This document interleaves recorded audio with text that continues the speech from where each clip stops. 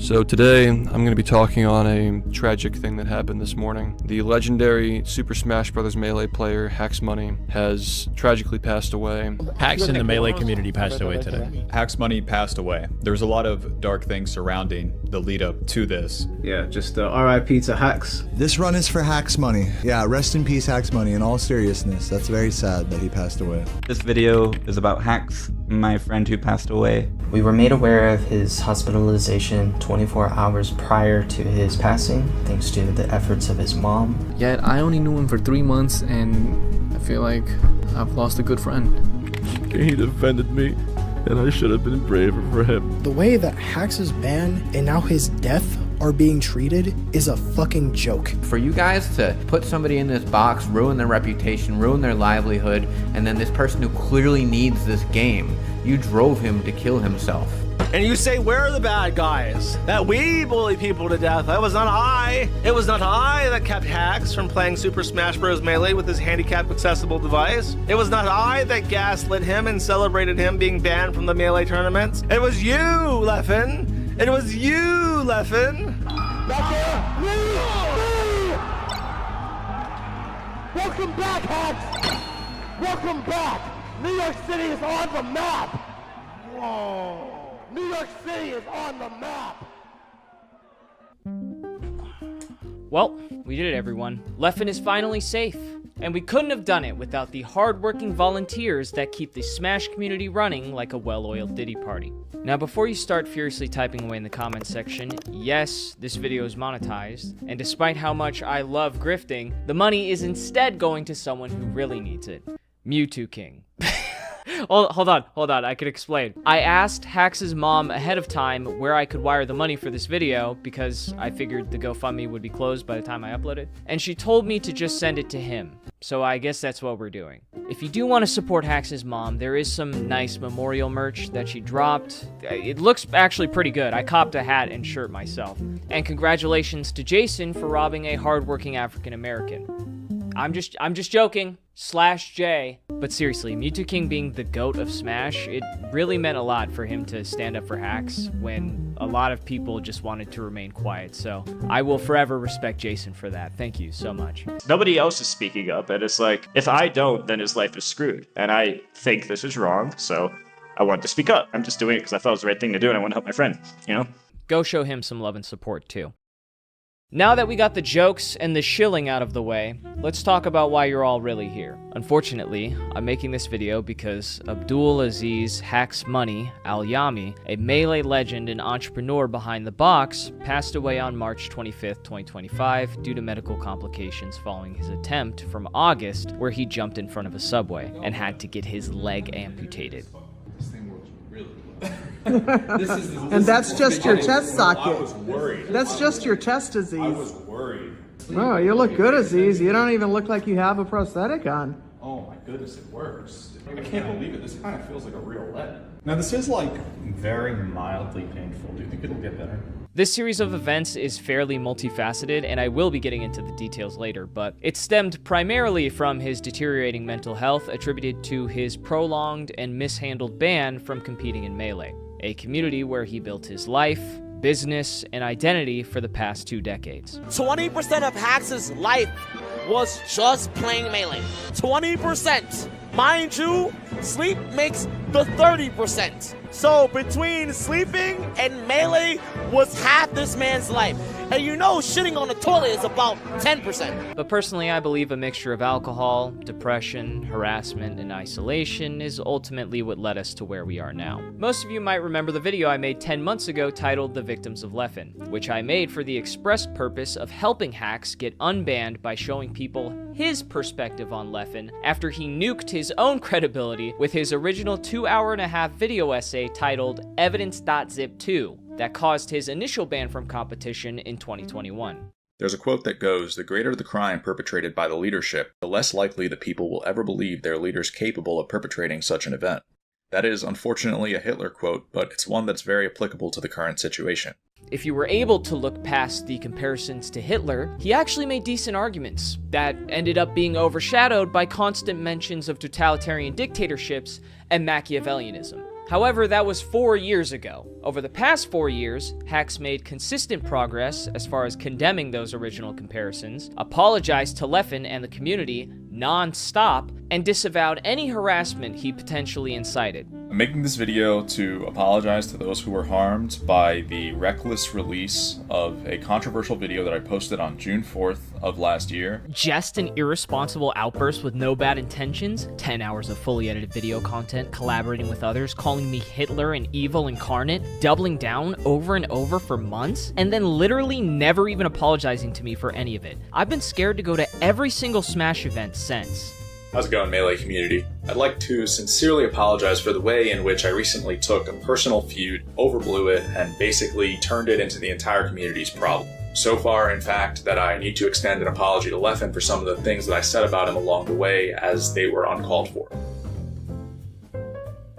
How's it going, everyone? It's Hax. I must sincerely apologize to Leffen and also Jisoo. What's going on, everyone? It's Hax. First one that I want to address is my controversy with Leffen from a couple of years ago. I just want him to know that I'm truly sorry for all of that. Despite our differences, I respect him a lot as a competitor, and I'm sorry for ever projecting that type of negativity onto his name. I'm sorry for the hyperbole and paranoia that I exhibited on the original video. I confess that this was unnecessary. While the metagame revision was triggering, it wasn't the end of the world as I made it out to be. I apologize to Leffen and the community for projecting that narrative. I'd also like to sincerely apologize to Leffen, who I've wronged very extensively throughout this process, despite the fact that I've gone well out of my way to try to never admit to that. Leffen, I'm sorry to you for the pain and suffering that I've brought to you over the course of these past few years. As I've confided in you before, I'm not in the best of health. I hope that despite everything that's happened, we can make amends, put this in the past, and make an agreement to do what's best for the game. I will leave that up to you. I'd like to extend the olive branch by letting him know that this feud for me is in the past. I want better things for both of us going forward, and I'm sorry for the troubles that I caused him and the community as well. And yet his ban persisted, despite everyone claiming to want to give him a second chance and agreeing that he was not a danger to anyone.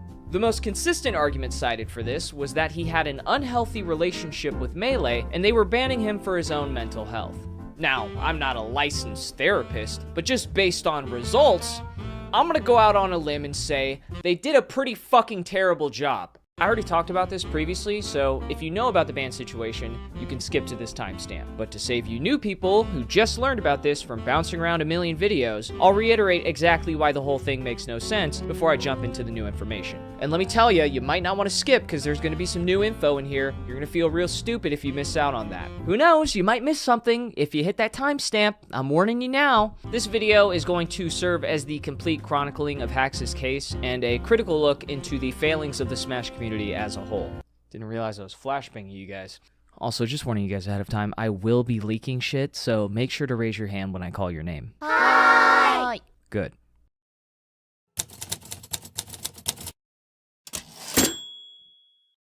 First off, there's a common misconception that Hax's decline was solely because he got banned from a video game, and he was just a man-child who needed to grow up. While I definitely can see the valid argument there, there's places where that would make sense. If you were to take any hobby or extracurricular activity, like sports, games, arts and crafts, thrifting, if you take any of that and turn it into your livelihood, at what point does it cease being a surface-level activity and instead becomes an integral part of your life?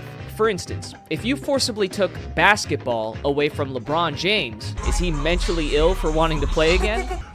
Is Leonardo da Vinci a schizophrenic if when you lock up his paintbrushes, he begs for them back? Is Beethoven just a crazy homeless guy if you blind him in both eyes so he can't hear or see music? Of course you could dumb all these down to, it's just a ball and a hoop. It's just colors on a canvas, or sounds in a room. But there's clearly something missing from that interpretation. These people wouldn't have done what they did, nor achieved nearly as great acclaim as they did, if it weren't for the passion to turn something mundane into a timeless tribute to their craft. My point isn't that Hax was the LeBron James of Melee, because I know your dumbass was already drafting the tweet. My point is that Melee wasn't just a game to him. The earliest recorded event he attended was in 2006. I first met this dude back at Pound 3. He was teaming with J-Man, and they were going by the tags of like the Little Rascals. And I just remember they were just like destroying some of like the OGs like Chew Dat and Chillin' Dude. That would mean that he was playing Melee since he was 12 years old. Most of his friends, income, and identity all came from the same place, because that was his lifestyle. It was the only thing he knew from adolescence to adulthood, 12 to 30. He even got surgery on his hands just to keep competing at a top level, and when that didn't work, he invented a new controller and a company that would help countless others overcome the same obstacles. You can say it's stupid to dedicate your life to a game, but I can guarantee that 99% of you will never have an impact on a community like Hax did. If you don't understand how it could possibly feel to lose your passion in life and then have it dangled in front of you while they mock your desperation, then I honestly don't know how else to convey the tragedy of this situation. But my goal is that hopefully by the end of this video, I can change a few minds.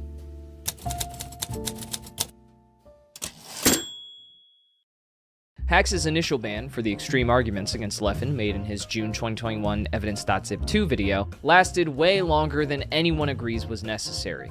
I still think they're wrong altogether, because in my head, if I was doing the ban powers, A, take the video down, you're good. That's all it should have been. Hey bro, that's a wild fucking video. Don't call Leffen Hitler. Take the video down, you're good. Okay, cool. The biggest issue that TOs had is that the initial ban was handled about as poorly as it physically could have been. Like, you do need to own up to the fact that, like, yeah, we really fucked up there. We don't have structure in the scene. And what happens is the toothpaste gets out of the tube and it's like, oh, this guy's banned. Okay, for how long? Oh, we'll figure it out. But there's no governing body to figure it out. No TO wants to unban him first, right? Because that's gonna get you in trouble. I see these situations happen and it makes it painfully real that, like, I don't think Smash can govern itself. I mean, I think no matter what, I don't think Hax should have been lifetime banned, and I think most people agree with that. He was banned indefinitely, meaning that there was no definition. They didn't discuss any duration or potential appeal process for over 2 years. In their ban statement, their major concerns were the totalitarian regime comparisons, the length of the coverage, and they specifically defended Leffen by saying that he did not speak out for personal gain against Zero after grooming allegations emerged, and that Hax, speculating whether Leffen preferred if Zero were dead, constituted harassment and defamation of character to a point where they did not feel comfortable allowing him at events. Obviously, the first 2 points have merit, and I think that's the main reason why most people, including myself, thought that maybe a small ban, or even just telling him to take down the videos, would have been sufficient. But it's the second half where things start to get weird. Let's get some facts straight. Leffen did not start speaking out against Zero after the grooming allegations. It was before. In fact, in an additional write-up from one of the organizers who made this statement, Mikey, the cheat, had to correct himself after wrongly alleging that Leffen and Jisoo didn't convene before posting their statements that were entirely unrelated to the allegations being referenced here. Also, just given the recent fact that Leffen doesn't give a shit about Hax actually dying, If I say something, they'll be mad. If I don't say something, they'll be mad. I'd rather just not talk about it if I can't. Like, I'd rather not play the game if I can't win. I think there's anything I can ever do that will make these people happy. In hindsight, it makes this other claim seem all the more plausible, but that's still ignoring the other problem with Mikey's statement, where he needed an entire paragraph just to address how uncharitable his write-up was. For example, he left in a comparison of Hax supporters to QAnon followers that believe in the harvesting of adrenochrome from children. That's a far cry from a totalitarian regime, I'll tell you what. Mikey and the organizers behind this decision unnecessarily went out of their way to defend Leffen lying, while pretending to care about defamation and citing legal cases they are unqualified to handle, then flat out refused to ever relitigate this decision in any meaningful capacity. Let's talk about the trolley problem. You've probably heard of something like this before. There's a trolley that's speeding down its tracks out of control, and there are 5 people tied to the tracks directly in front of it. You're standing at a lever, and if you pull the lever, it will switch the trolley onto another track that only has 1 person tied to it. The choice is between doing nothing and letting 5 people die in the process, but not being directly responsible for those deaths, or pulling the lever and killing 1 person, but you killed that 1 person. Whoa, man. This aged like shit. I think of myself as a consequentialist or a utilitarian. The most important thing to consider when analyzing our actions is the effect that they have. Minimizing harm and maximizing happiness is what we should be aiming for. And this is the lens through which I view things like community misconduct, which is an issue that's important to me as a Super Smash Bros. Tournament organizer. Hey Mikey, as a consequentialist, do you feel like you maximized happiness and minimized harm? Let's get a poll going in the comments. 1 for yes, 2 for no, and 3 if you think Mikey needs to shave. In March of 2021, Zero attempted suicide. It's clear, again, that the psychological effects of losing one's community, of losing one's support system, being ostracized, being publicly shamed, can have devastating effects on someone. Everyone go ahead and give a big round of applause to Mikey for pulling the lever.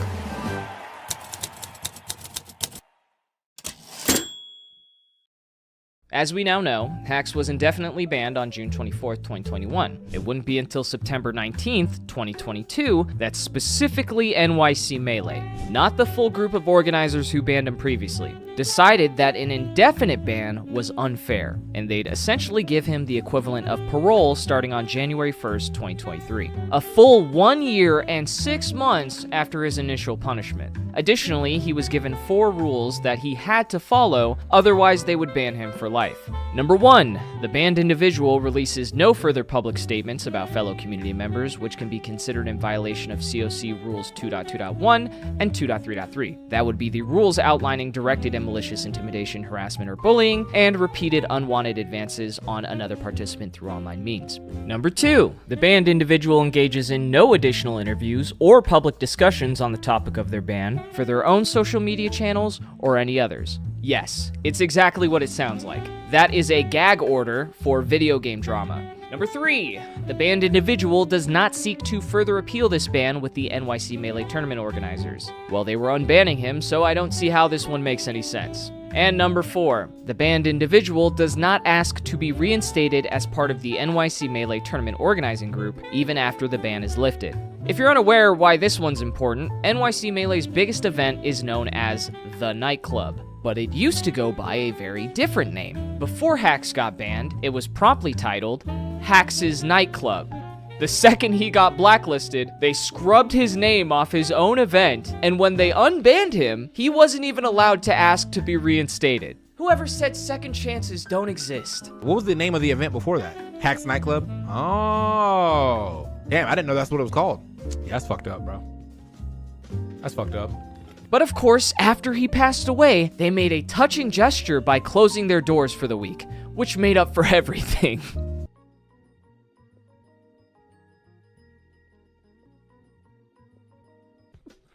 Okay. Yeah, that didn't go over so well. To be honest, anything short of making Hax's friend Wes the head TO, who was running a tournament with him before he passed away, and changing the name back to Hax's Nightclub will not save the tarnished image of that event and the staff who run it. I spoke to a few players in the NYC community at a dinner after his funeral, and that seemed to be the general sentiment. You can roll the die on that, but hey, I'm just the messenger. Hey guys, Editor Tech here with some breaking news. Wes actually started a tournament series called 20XX to honor Hax and his legacy, and a day after he announced it, NYC Melee came back from their hiatus to announce a name change to NYC Melee's Stock Exchange, and then blamed other people for the ban being mishandled, but they're an entirely new team. Well, that's a lie, because the old head TO stepped down shortly after Hax's permanent ban, and this new team was present the entire time and only implemented these new appeal systems and transparency after his passing, which I can only assume is because they didn't want to lose attendance or their place in the community to Wes. So if you're in New York, fuck these guys, go to Wes's tournament. Thank you.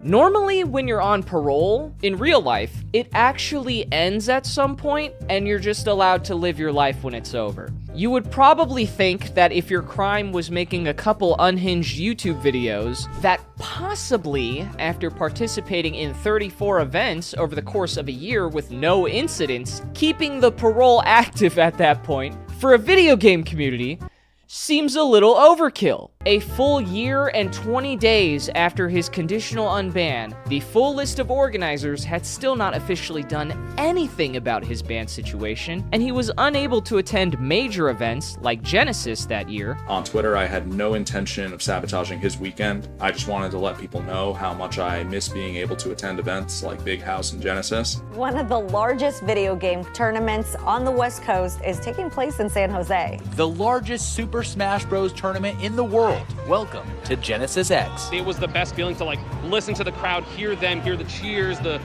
wah, the boos. Boo.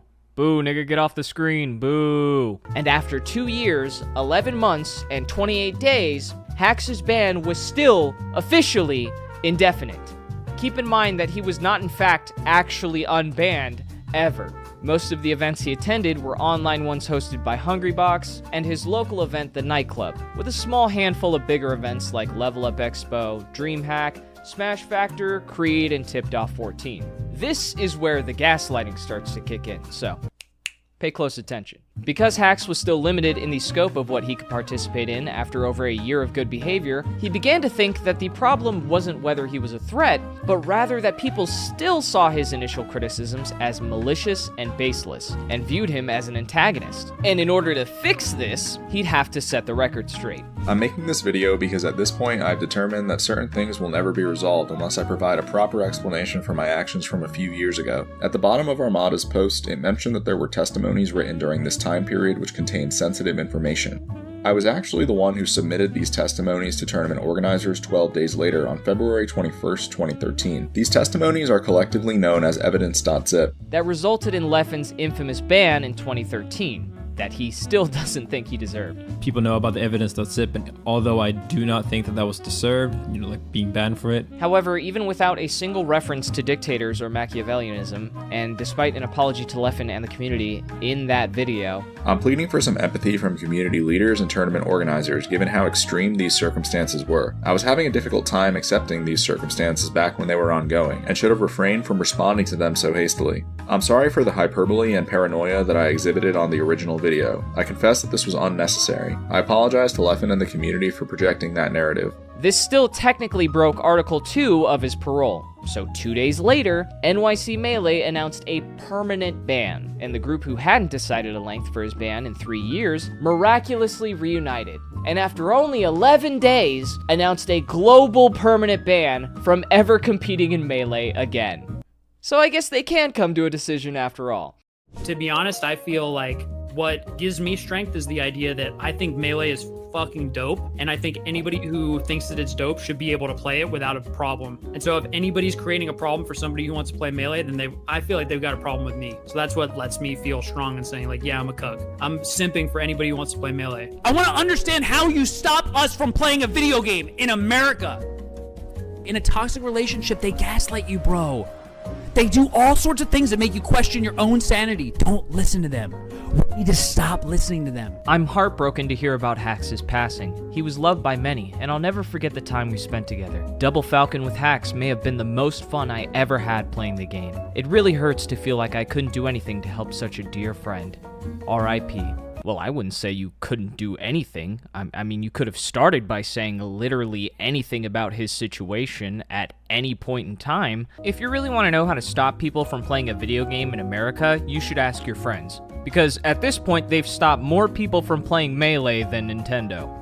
Fun fact, NYC Melee gave a 2-month ban for a TO and photographer telling multiple people to kill themselves, and only a 2-year ban for a player guilty of unwanted sexual advances over a call. They were trying to force someone to give them sexual gratification and then guilt trip them afterwards. Meanwhile, Hax's crime was explaining himself, apologizing, and got banned for the rest of his life. Yeah, I might off myself for landing myself here. I've been in the scene for nearly 20 years. You know, a few years ago, all I had to do was quote retweet you and explain that you're right, and it'd be a different timeline. I don't think that's a good idea, Hax. There's more to life than Melee. Well, regardless, I want to leave the Melee scene with some things to think about, so I will proceed with the plan. I'll run it by you as I go along. Alright, but don't do anything rash. I don't plan on helping you write your own suicide note. I've already committed suicide. In Melee, there's still so much more in not only the gaming sphere, but the world. Yeah, of course, but within Melee, I have to fix the misconception that I was the antagonist here. A majority of people did not have a problem with Hax's January ban appeal video, or Hax for that matter, and that's reflected not only in the response to their decision, but the fact that later they would eventually discuss repealing it anyways. But I'm getting ahead of myself. Mikey and the head TO of NYC Melee would attempt to minimize this negative criticism by blaming me, obviously, but also pulling the classic Redditor's gambit, writing a bunch of meaningless shit and hoping that everyone blindly trusts you based on the word count instead of looking into the substance of what you're saying. Let's start off with Willie P's statement, who I've been informed is now trans and goes by Julia. I didn't know that, so just thought you should know in case you get confused with the name swap. Hax's video before Big House by itself violated at least one of the clauses. We did not want to ban him for that though. Wow, how thoughtful of them. Julia just outlined exactly why the parole clauses were seemingly written by a child. The video being referenced here that violated a clause is a 3-minute long apology to the community in Leffen, condemning his past videos and the alleged harassment Leffen was receiving after Hax posted a Twitter apology doing the same thing. How could an apology possibly cause someone to get harassed, you might ask? Well, good question. In response to that apology, Leffen decided to lie about him never apologizing, even though he apologized 3 times before making the post, which also happened to be an apology itself. Then Leffen deleted the tweet after realizing he lied, and dropped out of the upcoming major tournament Big House the next day because he was now allegedly receiving death threats. Now, you as the viewer probably look at this situation and think, well, that's odd, but I can agree that death threats are bad, and then you'd move on with your day. Well, not if you're a Smash organizer, because they looked at this situation and with their unrivaled intellect in handling conduct issues, decided that it was 100% correlation equal causation. It's Hax's fault that Leffen received a random threat. According to them, it couldn't have possibly been because Leffen was leveraging falsehoods and abusing victim status to continue alienating a guy he historically bullied. No, it was Hax's fault for making him lie and forcing him to piss people off. And these idiots actually expect you to uncritically agree with this narrative. And not once in any of these video makings have I ever thought Hax was a real threat to a tournament. The only person that he was supposedly a threat to was Leffen, and Leffen is known to embellish literally everything. I do not believe Hax himself encouraged the threats or harassment against others, but whether intentional or not, when your consistent actions have consistent consequences, it is up to you to correct that, or to plain stop those actions. After some time to reflect on my previous arguments, I finally understand why they kept explaining his ban like this, but let's look at Mikey's statement before I expose this little revelation. To be clear, Hax is permanently banned from Smash tournaments for defamatory claims that he made about Leffen, including alleging without any evidence that he conspired to make false allegations of sexual misconduct against Zero for his personal gain. I'm gonna stop you right there, Mikey. If you wanted to make this argument in 2024, you'd have to ignore at least 2 facts. 1. Jisoo and Leffen spoke about him supporting her and spreading her message before she even posted a single tweet. Furthermore, she messaged me yesterday and asked for advice for how to deal with this very nuanced situation about Zero, and if she should say something. We don't talk much, to be clear, but she said she trusted my judgment. Not sure I'm deserving of it, so I tried my best to give her advice. You could certainly debate the contents of their private conversation, but premeditation is an indisputable fact. Secondly, Jisoo admitted to lying herself. That's not my opinion, and it's not a conspiracy theory. In the legal settlement, as of September 10th, 2022, so I don't know how you missed it, Jisoo apologized for making inaccurate statements about Zero's ex-wife Vanessa, which, to be clear, refers to Jisoo lying about Vanessa being 15 and Zero being 20 when they started dating. She did this so she could frame their relationship as grooming in her document, and she based this off of nothing but conjecture. If she truly wasn't attempting to be bad faith or malicious when she posted the allegations, she could have easily verified, like she claimed to in the first sentence of her document, something as simple as an age. Instead, she poisoned the well with misinformation that incited people to demand for Vanessa's birth certificate. She also spent no time vetting the several other stories that were gathered for this mega document, but that's a conversation for another video. When Leffen supported this campaign with her, he neglected to confirm any of the information he was co-signing, and co-signed her again after knowing she lied the first time in the very lawsuit that proved it beyond a shadow of a doubt. If that wasn't bad enough, that's also ignoring how Leffen signal boosted Mewtwo King's false allegations, who now regrets accepting his apology and wants him banned from the community for being a terrible person. Now all we'd have to do is somehow prove that Leffen profited from this entire situation. But there's no way he'd just tell us, right? The real hero here isn't me, it's the people that were brave enough to speak up, knowing what harassment they would face. And honestly, I've been struggling with feelings of guilt because I've gained a lot of subscribers, a lot of followers, and attention because of these awful things happening. I know many people have struggled with the same feelings. It's just been extremely rough for all of us. It's honestly been really hard to deal with the fact that I've been gaining a ton of followers and subscribers during this week. My caveman brain can't help but be happy when I see the numbers go up. And at the same time, I can't stop feeling insanely guilty for it. Leffen made a video about it, and it's like his most viewed video, and that sucks. I think it's just like, it's just to spread awareness, but then there's also like, there is gain from it. There's inherent gain from it, which sucks. It's just so hard to deal with all this positive attention, thousands of new followers, and money coming my way. It's hard for all of us, really. I think in time, I might be able to start my healing journey. Stop calling me a hero, or Melee's savior, or the voice of a generation. The real hero is all of you. At least in Hax's videos, he provided citations. Mikey just says, he defamed Leffen. We just gotta trust his expertise. Let me drop the fun, informative video essay shtick and my online persona for a second. Me and you aren't qualified lawyers, right, Mikey? But at the very least, I was actively involved in the Jisoo defamation lawsuit, and I personally wrote out the arguments and citations myself that were then sent to and used by the attorney to reach a legal settlement where she agreed to delete her entire document and admitted to lying. The document had an insane amount of allegations in it. There was allegations about Sky, there was like 5 about Zero, but that's besides the point. If you care about that, go watch the Sky House video. When it comes to saying what is and isn't defamation in this case, what the fuck are your credentials exactly? You're just some guy who runs video game tournaments. For all we know, you've done absolutely zero research into any of this. In fact, the first time you attempted to actually substantiate your argument, you exposed that you didn't know anything because you had to immediately correct yourself multiple times. You are in no way an authority on this topic, and quite frankly,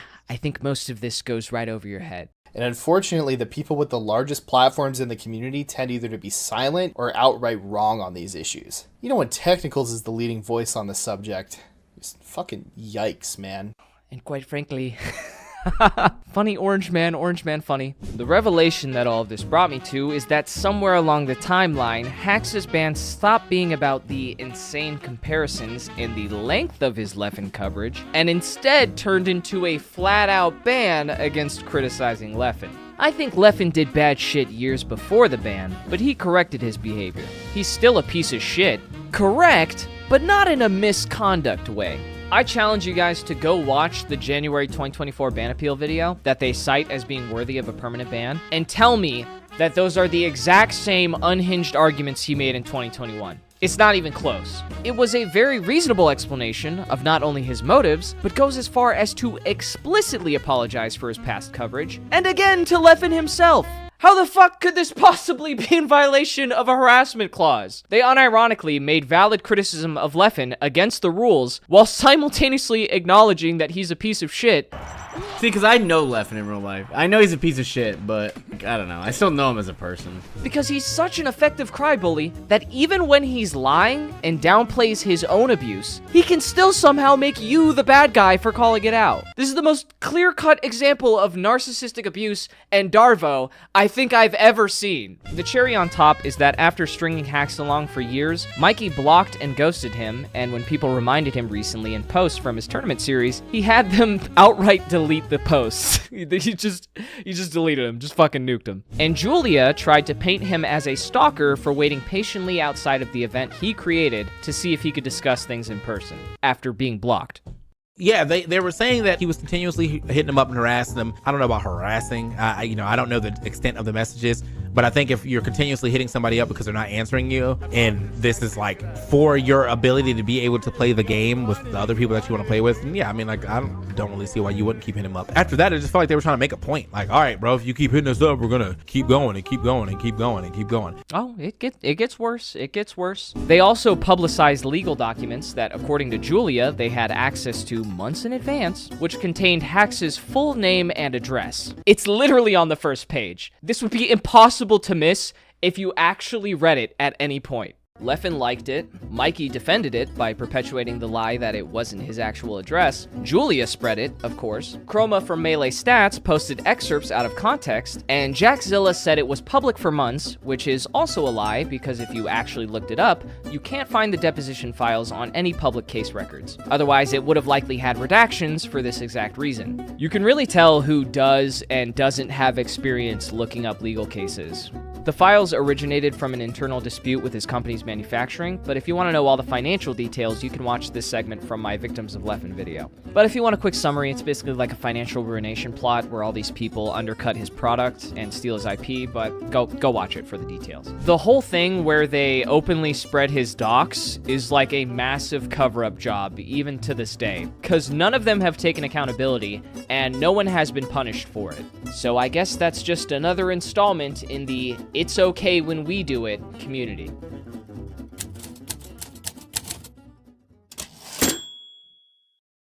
This is the part of the story where things start to really go downhill. I'd like to clarify before I get into the meat of all this, that at the end of the day, it is always the individual's choice if they decide to give up. I'm not denying that. But if you're gonna tell me that bullying, financial ruination, and social isolation aren't major factors, then you have no idea what you're talking about, and you can shove your opinion right up your ass. And that's what I'm going to be focusing on conveying from here on out. Like I said, this entire video is like a massive info dump, so grab some snacks, strap in. Before Hax got permanently banned, I was more like a consultant. You see, I spoke to him starting in April of 2021 because I wanted to know more about Jisoo and what happened in the Sky House. That was his ex-girlfriend. I figured he might have some additional knowledge. But after Hax randomly decided to throw his hat in the ring of Smash video essays, which actually fucked me over by somehow allowing Leffen to play victim before I could call him out for contributing to the spread of false allegations, which I did do, Hax decided that he should work with me so we could hopefully avoid another self-inflicted disaster. Unfortunately, I failed. And for the longest time, I wondered why. Despite him supposedly trusting my judgment, did Hax never listen to me, franchise, or anyone else who told him to stop making YouTube videos? It's a little late at this point, but thankfully I finally have an answer. And this actually provided me with a lot of needed closure.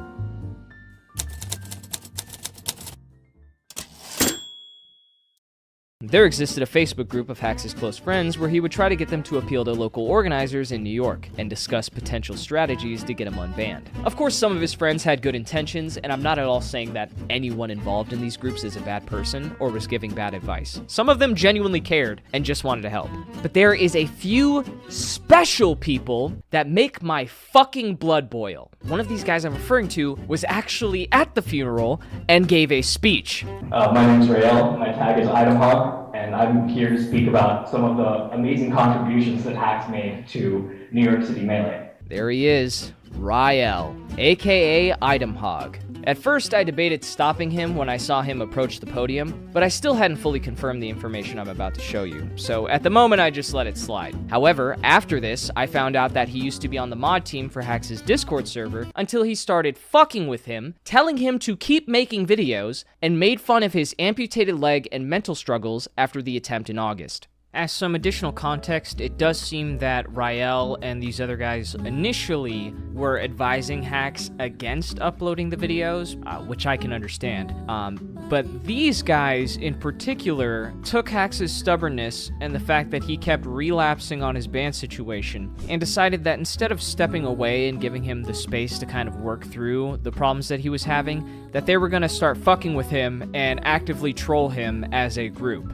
Rael ended up joining the Mana Monthly server and then started dumping a fuck ton of screenshots, almost to like brag about how they were messing with him. He leaked DMs he had with Hax where he was just straight up making fun of him. Like after the train incident, he said, "I thought of saying I'm just keeping score, but I don't want to imply he should continue the set. I wonder if he will come back asking me to return. He saw I was making fun of him here, and it hurt his feelings." I got banned from 20XX, so now I can be even more transphobic and make fun of Hax even harder. Were you the one who made that deepfake? It's so good. You should make another one of Hax telling people he's gonna join Mana Monthly, and everyone else should too. Hax would hate that. Hax took the expression break a leg a little too literally. What would be funnier is to wait until next time Hax streams ranked and we all chime in his chat telling him to break a leg. Join us, Nate. Tell him to break a leg next time he streams ranked. Just straight up planning to brigade him and harass him over his amputated leg.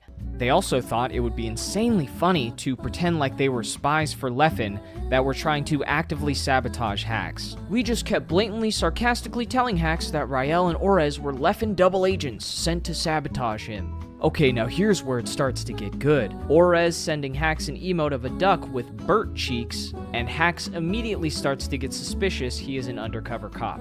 Oh, I wonder why that might be. Maybe it's because you guys kept insinuating he was an undercover cop? I can't believe this fucking guy, Rael. I just heard about the truth of why that video got released in the first place. Rael admitted that it was all his fault, and I couldn't believe the audacity of the guy.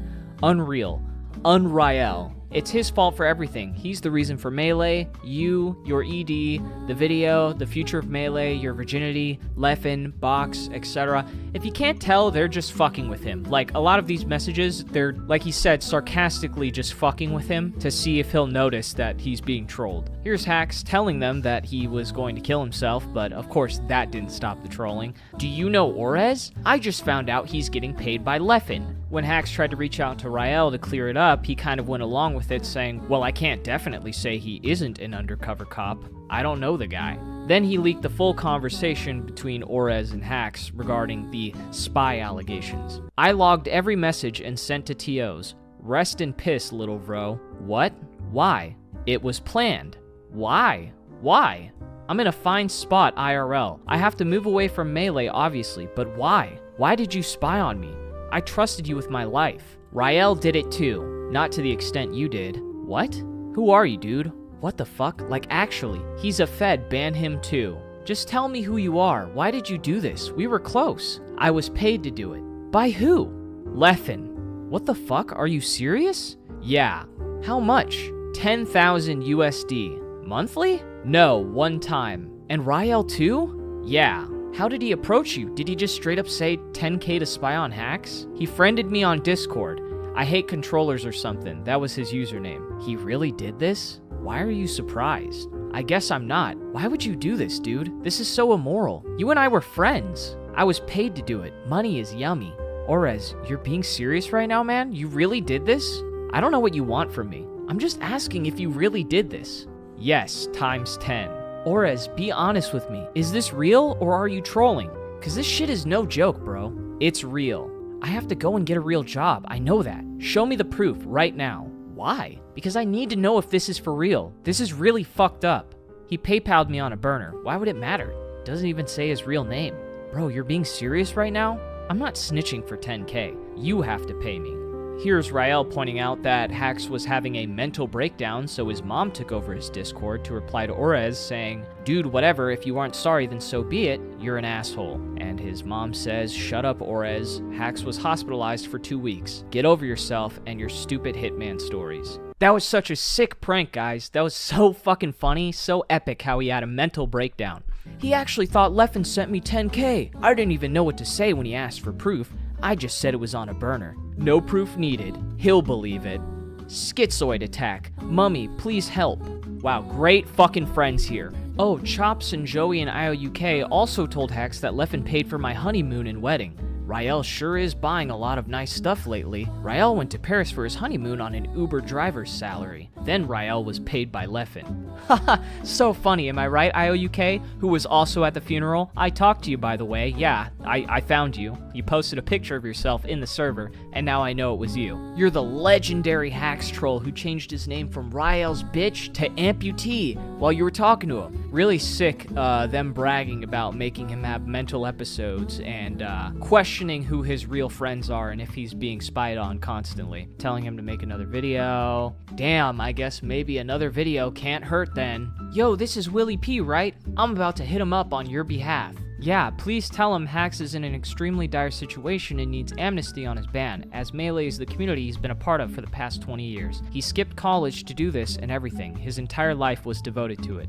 I would truly appreciate the chance to speak with him. What did they do instead of actually reach out to Willie P? They created a fabricated interaction between them and Willie P, again to see if Hax would notice that he's being trolled and to fuck with him. Joey fabricated this exchange between him and Willie, which gave Hax some false hope. LMAO. I picture Hax refreshing Willie's Twitter constantly for days looking for that announcement, which was never coming. I think you guys get the idea.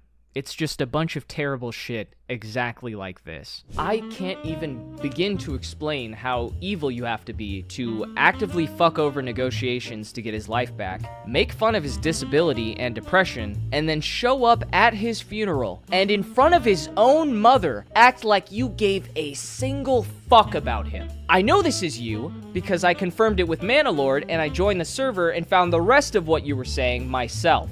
Did you think I wouldn't find this? I'm amazed you were stupid enough to think I'd let you off the hook. Let's give a shout out to Chops, Joey, and IOUK for all their work in encouraging Hax to make more videos for our entertainment. You can't be serious. You, IOUK, Orez, and everyone else who went out of their way to manipulate and harass Hax, in my opinion, are the most vile people in this entire fucked up situation. And I'm not even one to usually police trolling or cracking jokes, but this was supposedly your friend who was suicidal. Where the fuck is your moral compass? Laughing at faked conversations with organizers to give him false hope? Constant jokes about his amputated leg and coordinated harassment over it? Lying about being a paid Leffen spy to fuck with him and make him paranoid, and constantly trolling him when he needed real friends? How is this even funny to you? I didn't even show everything that exists because it's just pages and pages of the same disgusting shit. There's so much. I can make a whole video on just you. And I just might do that. If you had a problem with how Hax was treating you and responding to you, you could have just removed yourself from the situation like a normal person, instead of egging him on when he was clearly in a dark place. And then have the fucking balls to start shitting on the TOs and top players like you're somehow better. But hey, at least you got a few good laughs out of it, right?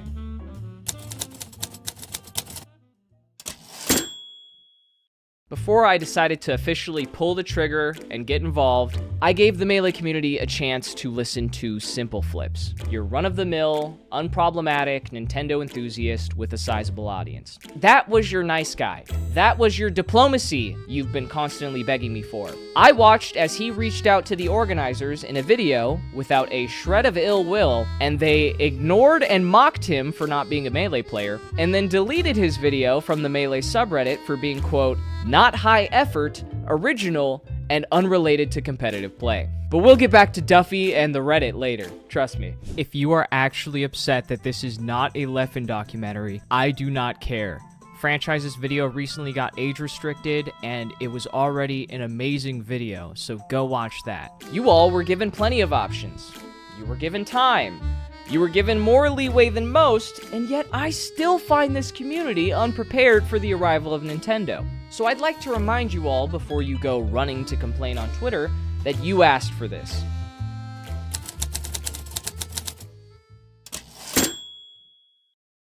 I've already explained why the prolonged ban made no sense, but in the aftermath of Hax's passing, these cowards have been working overtime to cover up their involvement. They even went back to the statement they released for Hax's permanent ban and removed all of their names and events from the list of signatories. Oh, come on, guys. What's the problem? Don't be shy. That's your John Hancock. You should be proud of it. Here, I'll help you out. Let's do a full roll call. Mikey, the Cheat from Smash Camp. Robin, Juggle Guy from The Big House. Johnny, Gumball, Pittsburgh. Patrick, Teslick, Upstate New York. David, LD from Off Brand. Nathan Sandwich, NorCal Melee. Galint Gaming, which is owned and operated by Deer. Quade, Florida TO. Joshua Jed, Eggdog Esports. Austin, Horde from Full Bloom. Knuckles, EUTO. Aaron, Riptide TO. Max Sylvie, Washington TO. Willie P, now Julia, NYC Melee. Chandler Ohan from Tipped Off. Connor, Contra from Level 1 TV. Scrat, Alabama TO. Sheridan from Genesis. But there's more context here with Genesis specifically that I'll go over in a second. George, Georgie, San Diego Melee. Team Fede, UK Melee, ran by JSOT. Eric, AZ Melee. Kevin, Tenacity, Chicagoland Melee. Coin, Michigan TO. Tuesday from Texas Melee. Jerry from Top Shelf Esports. Melodies, Sweden/Valhalla TO. Tiles, Portugal TO. Kafka from La French Melee. Flippy, Sweden TO. Ridley, also from La French Melee. Irfan, Germany TO. Dendy Pretendy, Minnesota. Link69, head TO of Arca Melee. Toronto Joe, the owner of Even Matchup Gaming and on the Gommel staff. RJ from the Collision series. God damn, we got the all-star team back together. Now, if your decision was justified and you stand by your reasoning, what is the point of retroactively going back and scrubbing all of your names? Did you perhaps forget that the internet is forever? Ever heard of the Streisand effect? I'm sure you haven't. All you did was expose that you are ashamed, scared of backlash, and want to erase it from the history books. This was already pathetic, but some of you continued to go above and beyond and truly deserve a gold star. But before the awards ceremony, while some people stood by a permanent ban, I want to first clear up the position from Genesis, because I've talked extensively with their lead of security, Emre, for years, and I've actually spoken to the organizer, Bobak, as well. Bobak maintained a clear line of communication with Hax as a longtime friend, and even though the last Genesis wasn't on the table, there was clear intent to reconsider his ban and give him a pathway to return. The obvious stipulations were disavowing anyone harassing TOs and players, and to stop releasing videos. I did my part by making sure he disavowed me and everyone else. But I don't think anyone really understood the depth of the manipulation behind the scenes when it came to Hax continuing to release more videos. I mean, if we did, then I think this would have ended way differently. Emre was helping provide him with a program through the CSRP that would serve as a tangible way to convince stubborn organizers of his growth, and if he continued on the path he was on, Bobak saw a good chance of unbanning him along with his vouch. As he stated to me, "No one's perfect, and if you're not a danger to yourself, the attendees, and are not physically violent or have not sexually assaulted anyone, there is a good chance we will reconsider the ban after some time and progress on the individual's part." Unfortunately, I think the prolonged isolation and Hax's relapse into heavy drinking had more of an effect than people realized. After all, depression is a series of highs and lows, and just when you think someone's on the right path, they suddenly veer off and crash without any warning. So I'd like to thank Emre and Bobak, because from a first-hand perspective, I know that Genesis was trying to help him. And while I appreciate the Genesis team's transparency, some of you could really take some notes from their example. Can anybody please let me know if Deer from Galint Gaming has early onset dementia? Because in response to this list being leaked, he angrily DM'd NYC Furby about how he did not permanently ban Aziz, and to leave him alone so he could grieve his friend. Okay, I just have a couple of questions. Aren't you the owner of Galint Gaming? Yup. And this is your company's signature? Yup. I found this signature in a publicized statement meant to permanently ban Hax. And if that's the case, this must be your position. Makes sense to me. Then you permanently banned Hax. Show me where I signed off on a ban letter. Oh my fucking god! This fucking dude hid a reply to one of his tweets that showed the archive list with him on it. Oh, but it gets better. because Deer was running a tournament named Battle of BC7 right after doing this, and he had a beautiful moment of silence followed by a speech for Hax during the broadcast. Except you wouldn't know that because he did the entire thing off stream while an ad for Domino's was running.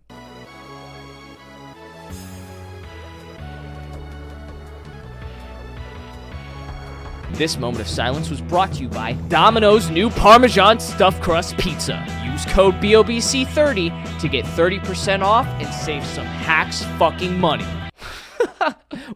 Wow, you must have been such great friends. I can't imagine why you'd be getting shit over this. I've seen Smash players start boycotts for less, but I guess the head TO lying about banning a player who just passed away to save his own ass didn't quite pass the sniff test. Jackzilla, no relation to CoffeeZilla, wasn't on the list, but he is an organizer and works with Austin from Full Bloom, who was on the list. You can see him joking about letting Austin take all the heat in IBDW's Twitch chat. You probably didn't think I was gonna find that though, did you? I brought up Jackzilla for a couple of reasons. The first being how he shit on all of Mexico because they allowed Hax at their big tournament Smash Factor after running a community poll that showed 90% were in favor of his attendance. He called this whack, said they should have spoken to TOs who did the ban, and called the Mexican community engagement baiters participating in a culture war. And then compared Hax's situation to transphobia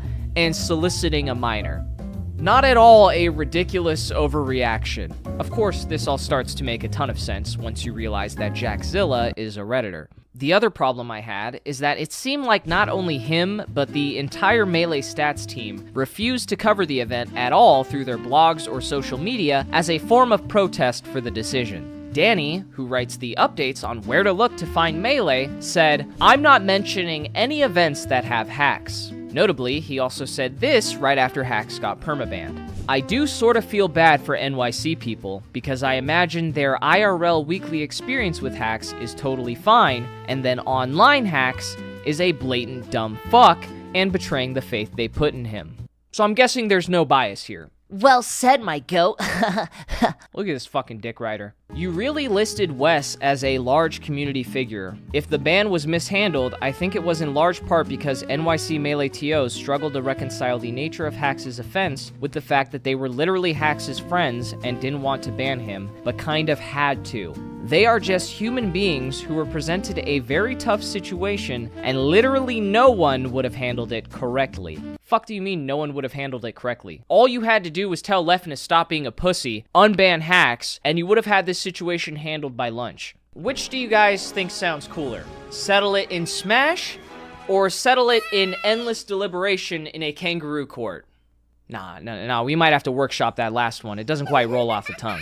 I can't believe they had Mikey and Jackzilla staffing at the tournament Full Bloom, where they redirected people during the event to go watch Hax's live stream funeral. I'm certain the tragic irony of this decision was completely lost on Austin, but whatever. Let's also not forget the write-up from GoShine, who was also on the Full Bloom team, where he mentions how unfair it was that people were dropping out of their tournament that was on the same day as Hex's funeral, and without mentioning him once, said that what the community really needed more than anything was to get together at their tournament and play some Melee. Beautiful sentiment, but I think you're missing one critical point here. Hax wouldn't have had that opportunity because you banned him for life. Hey, but at least they paid their respects. Thoughts and prayers. Thoughts and prayers. I had a few people reach out to me telling me not to talk about this next person. His girlfriend, Mewtwo King. They even mentioned how his DMs were open if I wanted to talk. Hell, even he eventually messaged me. What a surprise that was for me. You know, I seem to remember a time 9 months ago where I offered to have a conversation. Fuck all this gaslight, girl boss, gatekeep bullshit. Let's just sit down and have a real conversation about it. It doesn't have to be me at the table. It doesn't have to be me. Get someone you respect, get someone you like, get someone who gets your dick wet, and they'll tell you everything that I'm telling you right now. But they'll do it in a way where your brain can actually comprehend it. For some unknown reason, I'm not feeling all that charitable anymore. You had your chance, and you blew it. So guess what that means? Now I don't have to hold back information anymore because I don't give a shit, and now we're gonna do it my way. That's why myself and other top players, Cody especially, handled things privately with him.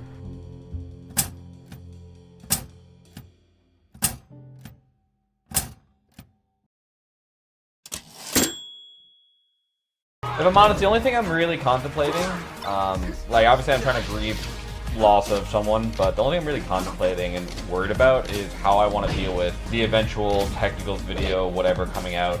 I swear half the people forget that someone died, and it's not the time to just shit on people. It's crazy that like 80% of our issues are because of one drama YouTuber. Maybe like 70% are because of one fucking shitty drama YouTuber. And it's not the time to just shit on people. It's genuinely insane to me that like 80 to 70% of our issues, maybe between 60 and 80, are for one fucking dude. Maverick, his name rhymes with testicles. You can deduct that from what you will, and it's not the time to just shit on people. The worst part is like that type of like journalism actually has such a like potentially vital, integral, like helpful part to so many scenes, but the way it's done is just so disingenuous. Like, you don't have to do it as a piece of shit to make money. You could actually try to be a good person with that. And it's not the time to just shit on people. It unironically rhymes with testicles, which is kind of funny. I actually never thought about that, but it does rhyme with testicles. Yeah, it's just really not the day for shitting on people. I'm sure he will do the best job of research that he physically can and be as good faith to everyone that he's going to try to go after as possible. I challenge him to actually try to learn literally everything that's going on and then make a completely formed opinion of it that tries to be as good faith to everyone as possible. I would love to see it. If he was able to do that, I would take everything back that I say about him. Literally everything. Even if I don't agree with the outcome. Oh, don't worry, Cody. I will be thorough. He's a drama tuber. He's going to be making videos on this. People are like, you gotta be ready for that. It's going to come out. No, doesn't matter. Doesn't matter. He made a video the second Hax tried to commit suicide. Yes. Doesn't matter. What the fuck are you talking about? The attempt was in late August, specifically August 20th. So which video are you referencing here, Cody? Exposing the laziest GameCube controller scam? The follow-up? A Guilty Gear video, a random Smash allegation, infiltration, Noel Brown, another Guilty Gear video, Smash lawsuit, and then ESAM. I never made a video the second Hax tried to commit suicide, you dumb piece of shit. The whole reason I started covering his case on my channel was because he told me his situation was making him suicidal and he needed my help. But since you want to run your mouth so much, let's take a good long look at how you helped him. Cody is the second best Melee player in the world, and if you listen to him, he'd have you believe that he and Hax were friends for a decade with just a 4-year rocky patch from 2019 to 2022. We've been my friend for a decade, even when we fought 5 years ago. We definitely had a rocky patch from like 2019 to 2021-ish, 2022-ish, but before and after we were good friends. As someone who spoke to Hax about this specific topic after Cody started calling him clinically insane on Twitter, I actually have a significant amount of context for this. I've been taking shit from this guy for 4 years, lol. He fucked up the entire tri-state scene by dating Jisoo 2 months after I broke up with her, then approaching me at a tournament in early 2019, putting his hand on my shoulder and saying he's sorry. Like, okay bro, you could have had the common sense not to date the girl I just broke up with, but whatever. I literally could not stand my grandmother anymore because she basically kicked me out of the house 4 times because I wasn't going back to law school immediately when I wasn't mentally ready to. Very luckily, Jisoo actually just let me come stay with her for like a year. She let me share a 1-bedroom studio with her while we tried to get my shit together. At that point, I recognized that I hated him, but I didn't think too much of it. Then at Pound 2019, he tells me the fake mom story. Then at the end of 2019, he tells me the story wasn't real. And I'm like, LMFAO. What is the fake mom story? And why is it important to this situation? Well, it's important because Cody is one of the people responsible for Hax getting banned in the first place. Their public fight over this story took place 3 days before the indefinite ban statement was released, and Cody was explicitly asked what he thought should be his punishment. Of course I threw gas on the fire. He came after me. He was saying ridiculous shit. The first ban, yeah, I was a part of that. I said 1 year, 2021, whatever the fuck it was. Yeah, I haven't denied that once. Even though it ended up lasting way longer than a year, but whatever, that's besides the point. In July of 2020, in the middle of all the allegations surfacing, Cody took this time to publish a confusing twitlonger where he admits to lying, manipulating, and invading the privacy and trust of his friends by lying to them about having sex with his mom when he was 14 and she was in her 40s. Yes, you heard me correctly. I know you went back to check, but he lied about having sex with his mom. I say it's confusing because in the same twitlonger, he said, "My mother made advances on me, and I hooked up with my mother." I don't think Cody understands that hooking up with someone colloquially also means having sex. This story resurfaced in Hax's Discord around the time of the evidence.zip video dropping in response to Cody calling out Hax. Cody found these conversations, posted them on the timeline, and scolded Hax for laughing about his fake story. Kept this shit to myself because I didn't want to drop a bombshell, but if you're gonna fucking fight fire with me, I'm gonna fight back. Told this bitch about what happened with my mom back at Pound Underground, and lied, wrongfully so, about the extent because of insecurities. What was his response, you might ask? Something along the lines of me being 14 and I had to have partially wanted it. And then he writes about how to not believe victims. Literally, I hope you go away and never come back. Fuck you. Sincerely and wholeheartedly. I don't think I've ever felt this much blind rage and hatred towards someone in my life. Holy fuck. I was friends with this piece of shit for 4 years. Trusted enough to open up about something like this. I hope you get help. And I hope you never cross my path again. Because I found Cody's public explanation so confusing, and no one even knows what really happened, I took it upon myself to ask for the full context. This is cut and dry manipulation / malicious intent. The entire thing I was criticizing him for was that he willfully and maliciously lied about having sex with his mother. I spent an entire night listening to how his mother's pussy is moist, then later he tells me the story wasn't real. So what did he do with his mother? Kiss only. He told me IRL that his mom was moist and wrote him, then later told me that none of this was real. I wrote him off as a psycho ever since that day. He then said this about me. They kissed. They did not fuck. Okay, so let me get this straight. You kissed your mom when you were 14, which is not your fault at all. I can empathize with the abusive dynamic you were subjected to as a child. But then as a 24-year-old man, at Pound 2019, you deliberately manipulated your friend with a fake and detailed story about how you had sex with your mom for sympathy? No, I'm definitely great at manipulating people. It's unfortunate, but I am, because I did it when I was younger. I say you faked the story. I think he's referring to the fact that I exaggerated it when I told him initially, which obviously I agree was 100% wrong, and I should not have done that. But I think that that is one of the more excusable things that someone can do to exaggerate trauma that is undoubtedly really shitty to them, no matter what the situation is, when they're really scared about talking about it. You could have just said your mother took advantage of you without all the disgusting imagery, and it would have had the exact same effect. As someone who claims to be an experienced lying manipulator, I find it hard to believe that you didn't at least consider that option. Speaking of being a fucking liar, when you responded to Hax calling you out for this, you lied again. The claim that I intentionally manipulated him to garner sympathy is just outlandish. Oh, that's outlandish? Okay. Why the fuck would I use an incestual assault case to gain sympathy? I'd also like to know why someone would use an incestual assault case to gain sympathy. Because in your original twitlonger apologizing for intentionally manipulating him, you said, tried coming out a few times to people and even lied to make the details seem way worse than they were because I thought it was the only way I'd get acceptance for it. And I lied about having sex because I thought it would make it seem more in my favor. Are you seriously trying to convince people that you didn't do it for sympathy? Because that would be even more weird. Not really all that surprising, but I found another lie about you checking with Hax to make sure he was okay with you dating Jisoo. Because in your own DM talking to him about it, you said, wanted to apologize for what I did to you last year. It was pretty shitty of me to just ignore how you might have felt for my own purposes. And based on Hax's response, you can see that they're talking about Jisoo. It says it right there that you ignored his feelings.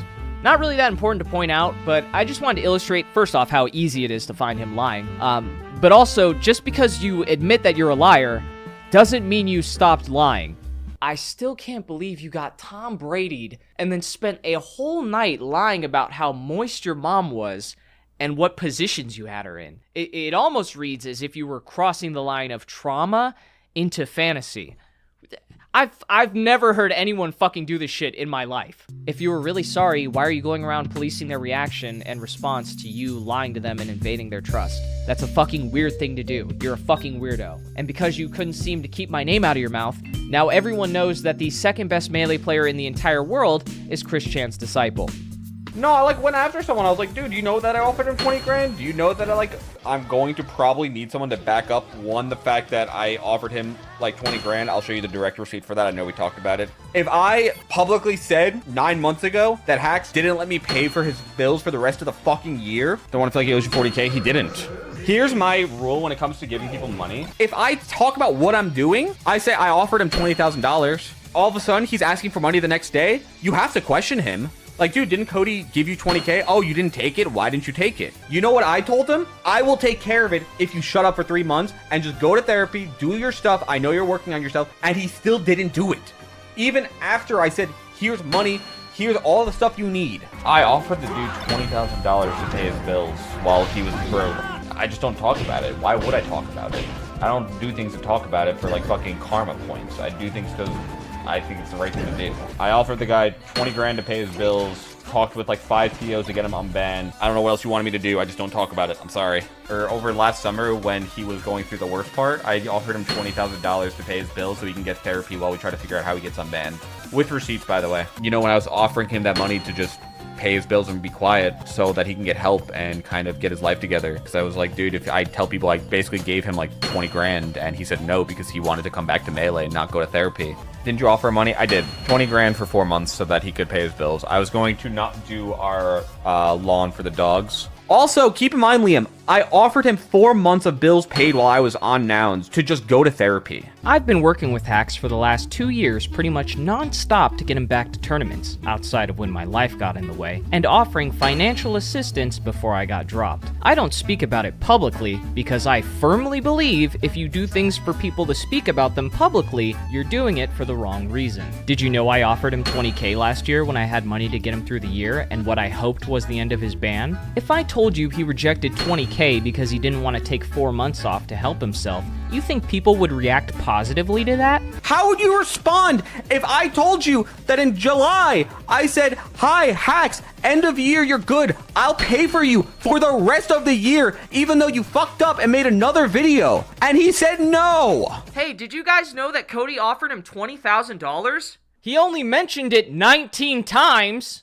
You know, I offered to pay Hax's rent too, but you never hear me talk about it because I didn't actually give him the money, and neither did you. But Cody knows it makes him sound fucking awesome, so he mentions this hypothetical money as frequent as humanly possible. And it's so transparent because the only reason he's doing it is because he wants to get ahead of my video and thinks it will somehow make him impervious to criticism.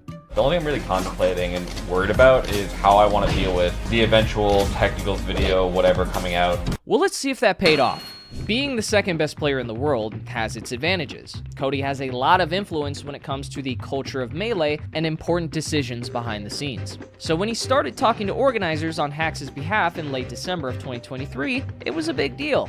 I've been talking to TOs on his behalf for like 6 months. I'm not going to name any of the TOs, but I literally tried to mediate with him and TOs. While it's true that Cody advocated for Hax's unban in private, the way that he was doing it is what I have a problem with. Please, man, can you open up a conversation about this with top players? I actually don't deserve this fate. It's not a fucking permaban, dude. I keep telling you this. You're operating with different working knowledge. Just take the break.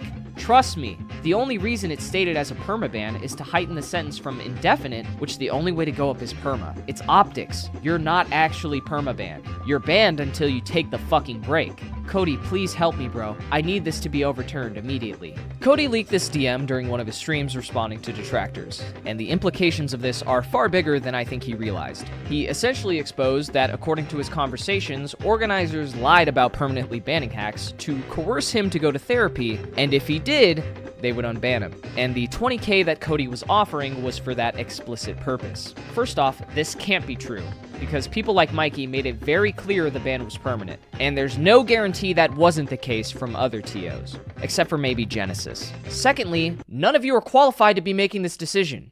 We were all so drastically underqualified to deal with this type of situation. I made an entire post saying we probably shouldn't be talking about his mental illness and playing armchair psychologist, and I myself was guilty of that. I made a tweet longer about that recently. I don't know what that guy wants. None of us are psychiatrists. Like, nobody knew how to handle this properly. Forget nobody knew. Nobody was qualified to handle this, man. Like, you know how many times I had to just blindly say, trust me, trust me, trust me, you'll be back. You just gotta listen to me for a little bit. And I couldn't offer him a timeline directly, and that's like probably devastating for his mental health. Every time he tried to get help or anything of that sort, he just said, I just need to be unbanned. And that's just like, that wasn't it. That was never it. And I find it odd how their side claims that unbanning him wouldn't have solved anything, but in the same breath, think that forcing someone to go to therapy is a cure-all solution. Please, Cody, I need help. Just trust me, bro. I'm completely unqualified, but if I know one thing, it's that being unbanned, which to be clear is the only thing you're asking for, definitely won't help your mental health. Holy shit, Dr. Cody, you fucking nailed it. It didn't quite work. Sure, we know it didn't work in a result standpoint. My argument is that the other one probably would have been worse. None of us are psychiatrists. Like, nobody knew how to handle this properly. The other one probably would have been worse. Video games are the reason I didn't go insane during my childhood, and I never would have lived without them. Did Cody just say he wouldn't have lived without video games? What is this guy, mentally ill? Well, guess we gotta ban him and dangle it in front of his face until he goes to therapy for half a year. Rules are rules. It sucks not knowing if there was like a way to get a better outcome. Because like, dude, I just wanted him to have a fucking life outside of Melee too. Dude, I wanted him to have a fucking life. The only thing I wanted for him was the dude to have a life. And it felt like he didn't have a life in Melee or out of Melee right now. Why does what you all wanted for him factor into how you handle conduct issues? I will take care of it if you shut up for 3 months and just go to therapy, do your stuff. I know you're working on yourself, and he still didn't do it. Even after I said, here's money, here's all the stuff you need. I made an entire post saying we probably shouldn't be talking about his mental illness and playing armchair psychologist, and I myself was guilty of that. I can't think of anything more narcissistic or manipulative than using an unjust ban from a competitive video game to then impose your own will on someone and force them to go to therapy while controlling what they're allowed to say. And then I talked with the TOs, and I was like, yeah, he should probably be back at this point. Obviously, put him on a short leash in case he does something stupid like a fucking video again. Put him on a short leash. That's how you talk about a dog, not your good friend. God forbid he upload a fucking video talking about his opinion. Who are we banning him to protect again? Because it's not the attendants, certainly not the spectators. Oh, right, it's for the guy who retired from playing the game. Right, got it. That makes sense. It does feel very weird to know that I might never play Melee again, like competitively. Leffen barely even plays Melee anymore. This is some necessary context. As a little Smash history lesson, this panel was set up with Dr. K, a practicing psychiatrist, to see how the Smash community could move forward with conduct management after the mass wave of allegations. I don't know, like, what someone in that situation does. Like, how do they learn how to stop? A lot of therapy with somebody that actually holds you accountable and doesn't just tell you nice things about yourself. I don't know. That's my recommendation. Look at how smug she is, with that shit-eating grin. Dr. Piggy was the face of the COC panel, which handled Smash conduct before dissolving in 2020 due to an influx of reports and their inability to handle the stress and workload. So the code of conduct was created through the community leadership. We consulted lawyers, did lots of research on it. We have this super thorough system to process cases, but it turns out that the need is enormous. With the amount of reports we get, we cannot process in a fair manner. When Dr. K asked, like, what do we do next? That's really hard for me to answer because I've been the backbone of a lot of the code of conduct initiatives and I'm getting burnt out, guys. I've spent too many nights crying in the shower, getting messages from abusers. It takes a village and we need a village.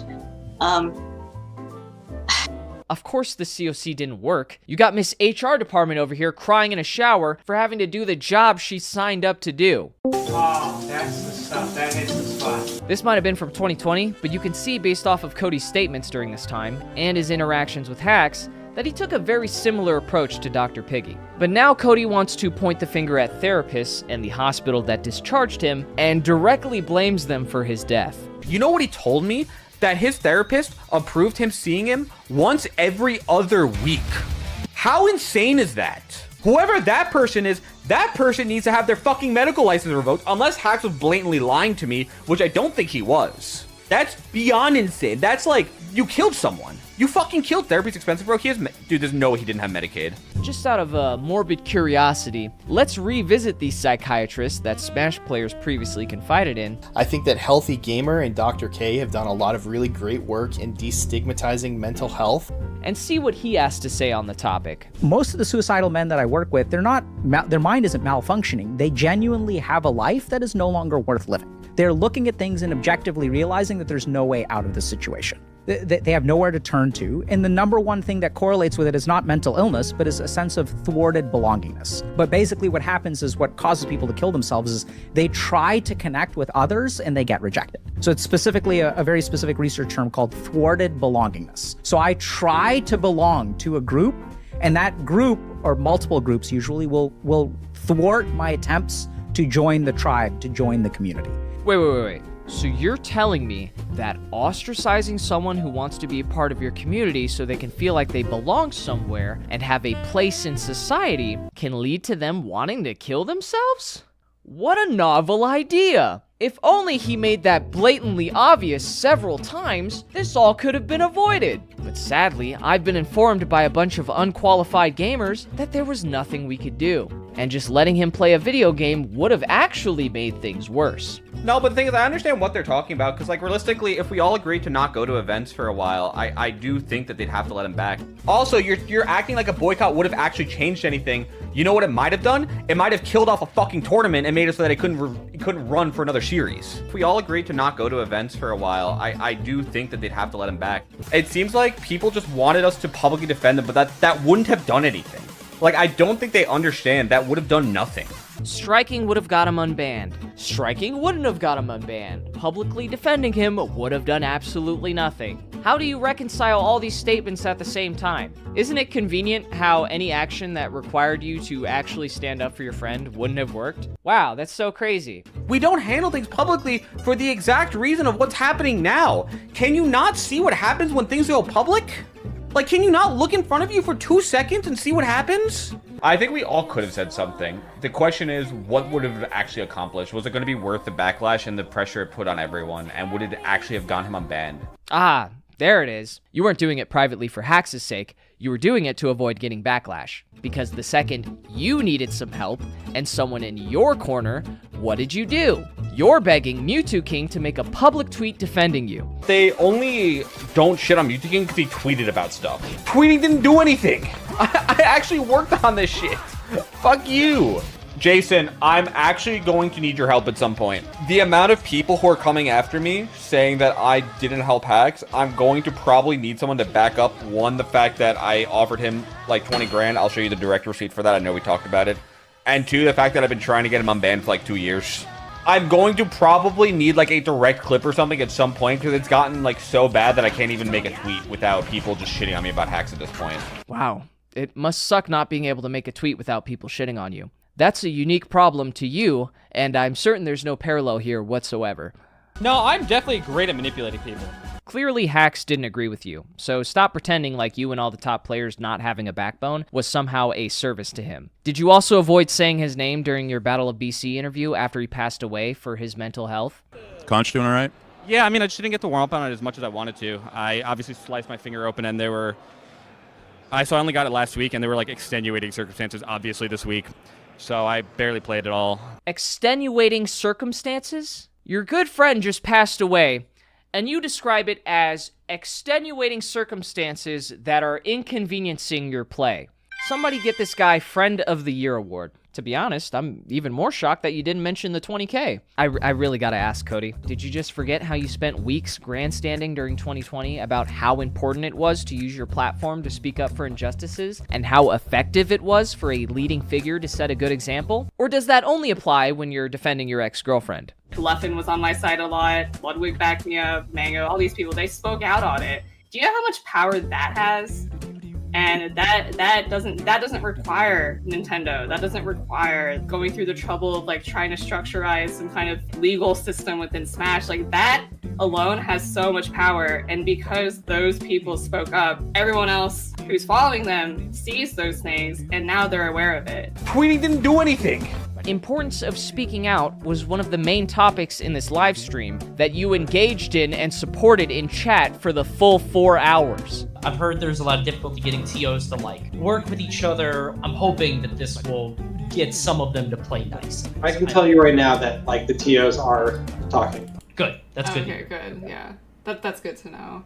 Yeah. I don't think Smash can govern itself. It's great that we finally have undeniable proof after 5 years that you all accomplished nothing, didn't learn anything, and the only thing you seem to be good at is circle jerking over how hard it is to actually do the thing you keep telling people that you care a lot about. So just a quick recap, Cody. You lied to Hax about fucking your mom for sympathy after you got with his ex, said he should be banned for a year when you got pissed he was joking about it. Then after 2 years, you try to help him get unbanned by telling him it's all an optics game and he has to take your money and go to therapy or else they won't unban him. And while you were doing all this invaluable work, it absolutely, without a single doubt, had to be done privately. Because in your professional opinion, as a guy who plays video games for a living, any public show of support for him would have poorly affected his mental health. Did I get all that right? Feel free to chime in whenever you think I missed something important here. You realize if you were a good friend and not a manipulative piece of shit, going public with your support of Hax doesn't always mean I'm going to say negative shit and hold this 20K I offered you over your head and hurt your public image for refusing my ultimatum. You could have just said something nice about him, like, I don't know, how you didn't think he was a threat and it'd be nice to have him back at events?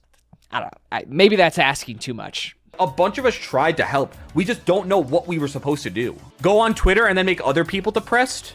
That's what you want us to do? Seriously? If we all agreed to not go to events for a while, I do think that they'd have to let him back. Oh geez, was that good enough, Cody? Was that thorough enough for you? I hope I didn't disappoint. Now that pretty much brings everyone up to speed on Hax's ban. From here on out, I'm going to be discussing the cultural and ideological issues that have contributed to the Smash community's continual downfall. That's right, we're getting political. Woo! The Technicals Politics channel. This is also where I'm going to be talking about specific subgroups and topics like the funeral, Reddit, Melee Hell, politics, you get it. However, I don't think I can appropriately convey the message that these people need to hear in this format, so excuse me while I switch shit up mid-video. Look, I'm gonna do that thing. I do. Watch this, watch this. I use sponge here so I can focus the frame. Perfect every time. Let's go Reddit!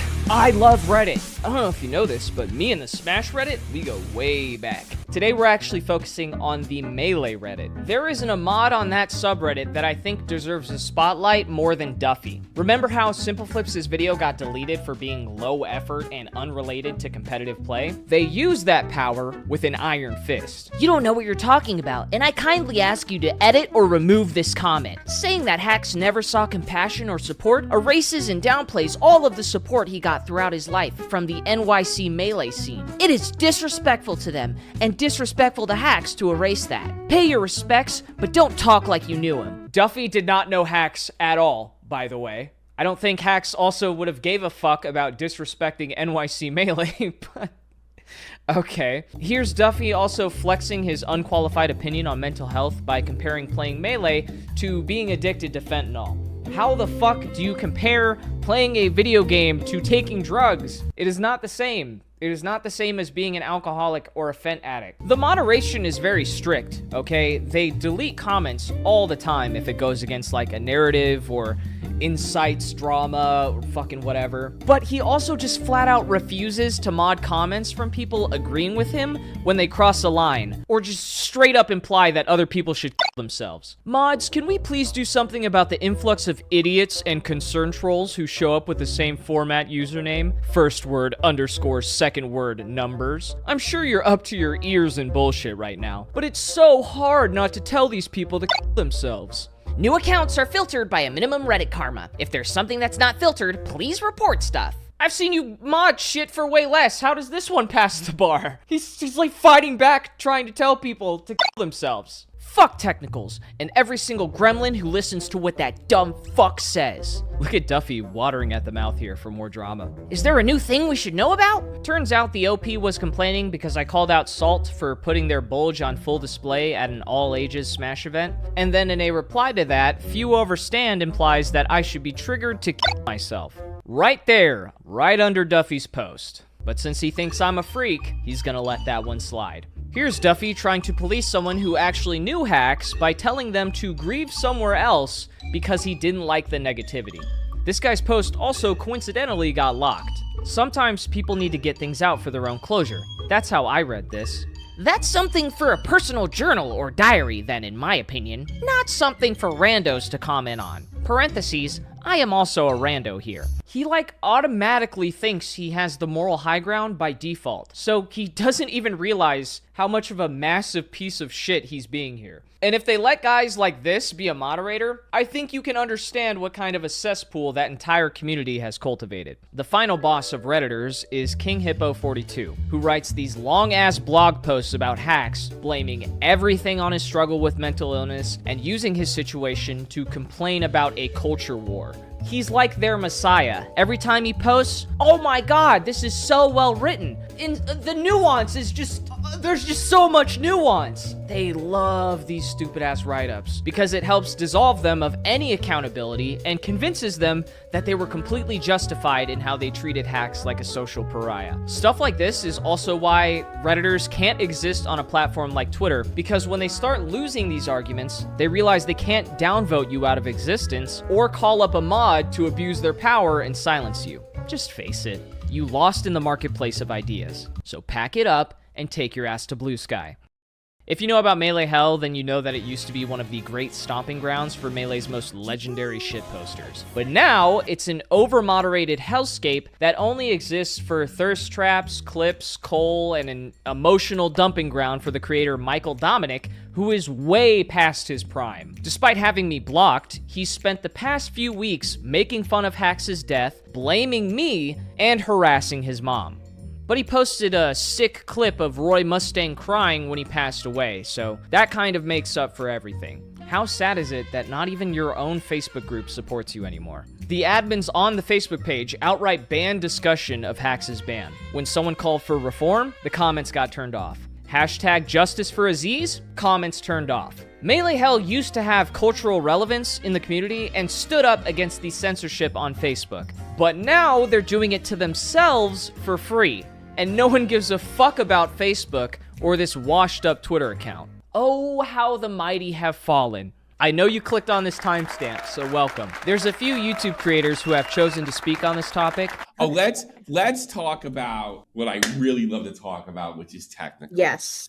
I made a non-clickbait thumbnail and a non-clickbait title about technicals. And what did it say? And after looking at what they had to say, I'm 100% certain they have no idea what they're talking about. Commentary recently has devolved into, let me give my surface level opinion about everything, and whoever gives me attention first is getting turned into a 5-hour live stream. Well, today's your lucky day, kids, because I'm gonna provide your paycheck for the week. And our good friend Tommy C has graciously volunteered his free emotional labor. Who did technicals get off? Sky, right? And did he do the Nero video? Did we establish that? The Naro video? He did a Nairo video. He was talking about something about the Nairo ban. Was it the defense or the ban itself? Double check it. All right, okay, we don't know. Who did he get off? Sky? Did he do the Nairo? Mayo? Nahiro? Nabeyo? Was it a defense? Oh geez, Tommy, I don't know. It's only one of my biggest videos ever that pops up as the top Google search, and I literally sell shirts with the slogan "Ban Nairo." You tell me, dumbass. All right, okay, we don't know. It was a ban appeal video. Sorry. It was a ban appeal video. Another guy that was what? Talking underage kids, right? I think underage boy. Whatever. Shit in a hotel room. Okay, so that guy didn't get off. He's still banned, correct? The responsible thing to do was to keep Hax out of those tournaments because he was clearly emotionally unhinged by no fault of his own. If they'd left this guy in and he'd have done something, that would have been all their asses, deservedly so. And considering the fact that he eventually stepped in front of a train, unfortunately, that proved their point. Do you guys think that Tommy even knows that Hax was going to events for like a full year? Probably not, right? Do you remember the guy that Technicals was pushing to write a completely unhinged, unfactual, and mentally ill piece about this other Spanish player called Leffen? You told him, Hax, what you're doing here is great, and not, Hax, buddy, please don't release that. Yeah, that's right, Technicals. That's what the problem was. You weren't a friend. Use Zero and use this guy too. Absolutely. And I can see, I don't know who cares what your motivations were? You base this off of nothing.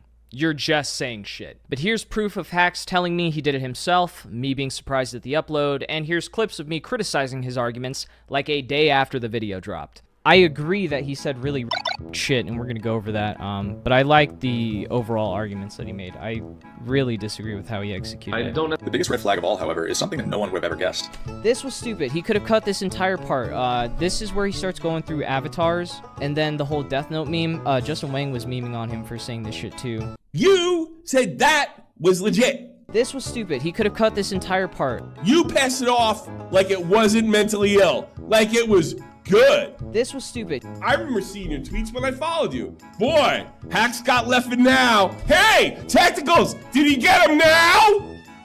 How's he doing now? He does make some good points in this video that I agree with. He also makes some shitty points that I disagree with. But I think Leffen deserves a lot of criticism. Do I think he deserves every criticism from this video in particular? Not really. I just don't like people immediately disregarding everything he said in this video because of some sound bites. How's he doing now? I don't know who cares what your motivations were? Knowing you probably skipped to this part of the video instead of doing your due diligence. So here's also the screenshots of me telling him not to make videos from the earlier segment that you didn't watch, and proof of me telling him to distance himself for good measure. You're welcome. Piece of shit Technicals was pushing our community to get on board with these videos that he was making on Leffen. Like, he wanted to be on our crew so we could root for his bullshit. He keeps framing it as if I asked them for their help. Hey Tommy, why the fuck would I ever need your help? Breaking news! I don't know if you've noticed, but you run a dead channel. I should write this segment off on my taxes because this entire response is considered charity. I think Technicals was one of the most talented guys I've ever spoken to. He was iDubbbz level. He was that talented. I'm sorry, Technicals is smart. He's creative. He's funny.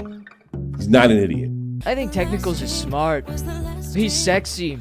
He's got a peanut butter complexion and a BBC Junior to boot. Wow, thanks, Tommy. That means a lot coming from a drunk, washed-up live streamer. There's two types of friends in this world. Those that bail you out, and the ones that are sitting right next to you when you get bailed out. Too bad I can't say the same for you. And the only reason I'm giving you the most attention you'll get until you let Keem glaze you like a donut is because your responses are so factually inaccurate and fueled by blind alcoholic rage that you make the perfect punching bag to get my point across.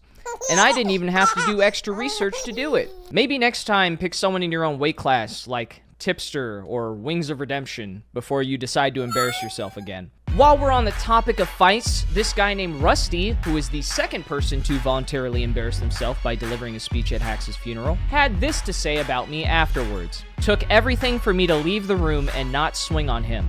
Fuck that fucking asshole ruining the mood and vibe of a funeral with jokes and vengeance talk. What, you don't like jokes? So after I finished my speech and sat down, Mewtwo King played a little practical joke on me by pulling my beanie over my eyes and then tossing it over by Hungrybox. It was actually this same beanie, so imagine that. It was honestly kind of fucked up and actually really scared me in the moment, so I think Jason should be banned from Melee for the rest of his life. But I'm just joking. I thought it was hilarious. I thought it was funny.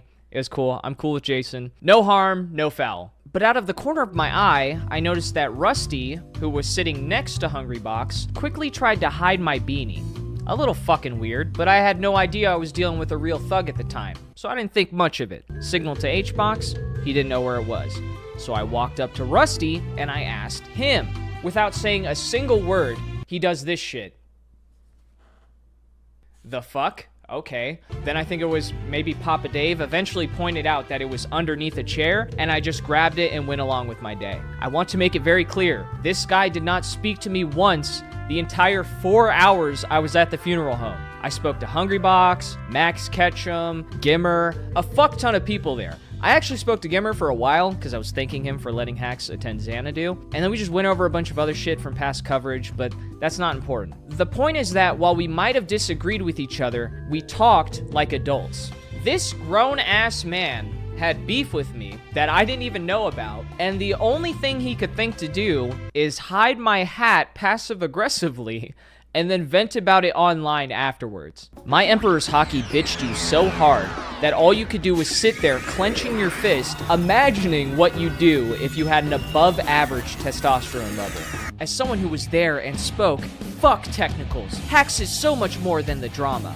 And you illustrate that by also making his funeral VOD about drama. Couldn't just leave it on Twitter, huh? Look at you being the bigger man. Since you're clearly very emotional about this, Hax must have meant a lot to you, right?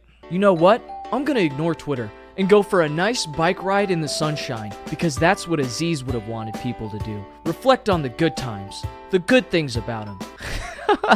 Hax's legacy to me is that of a teacher, a resource, a kind hand to others, someone who welcomed new people in the scene. He would want to be remembered for his contributions, not his drawbacks.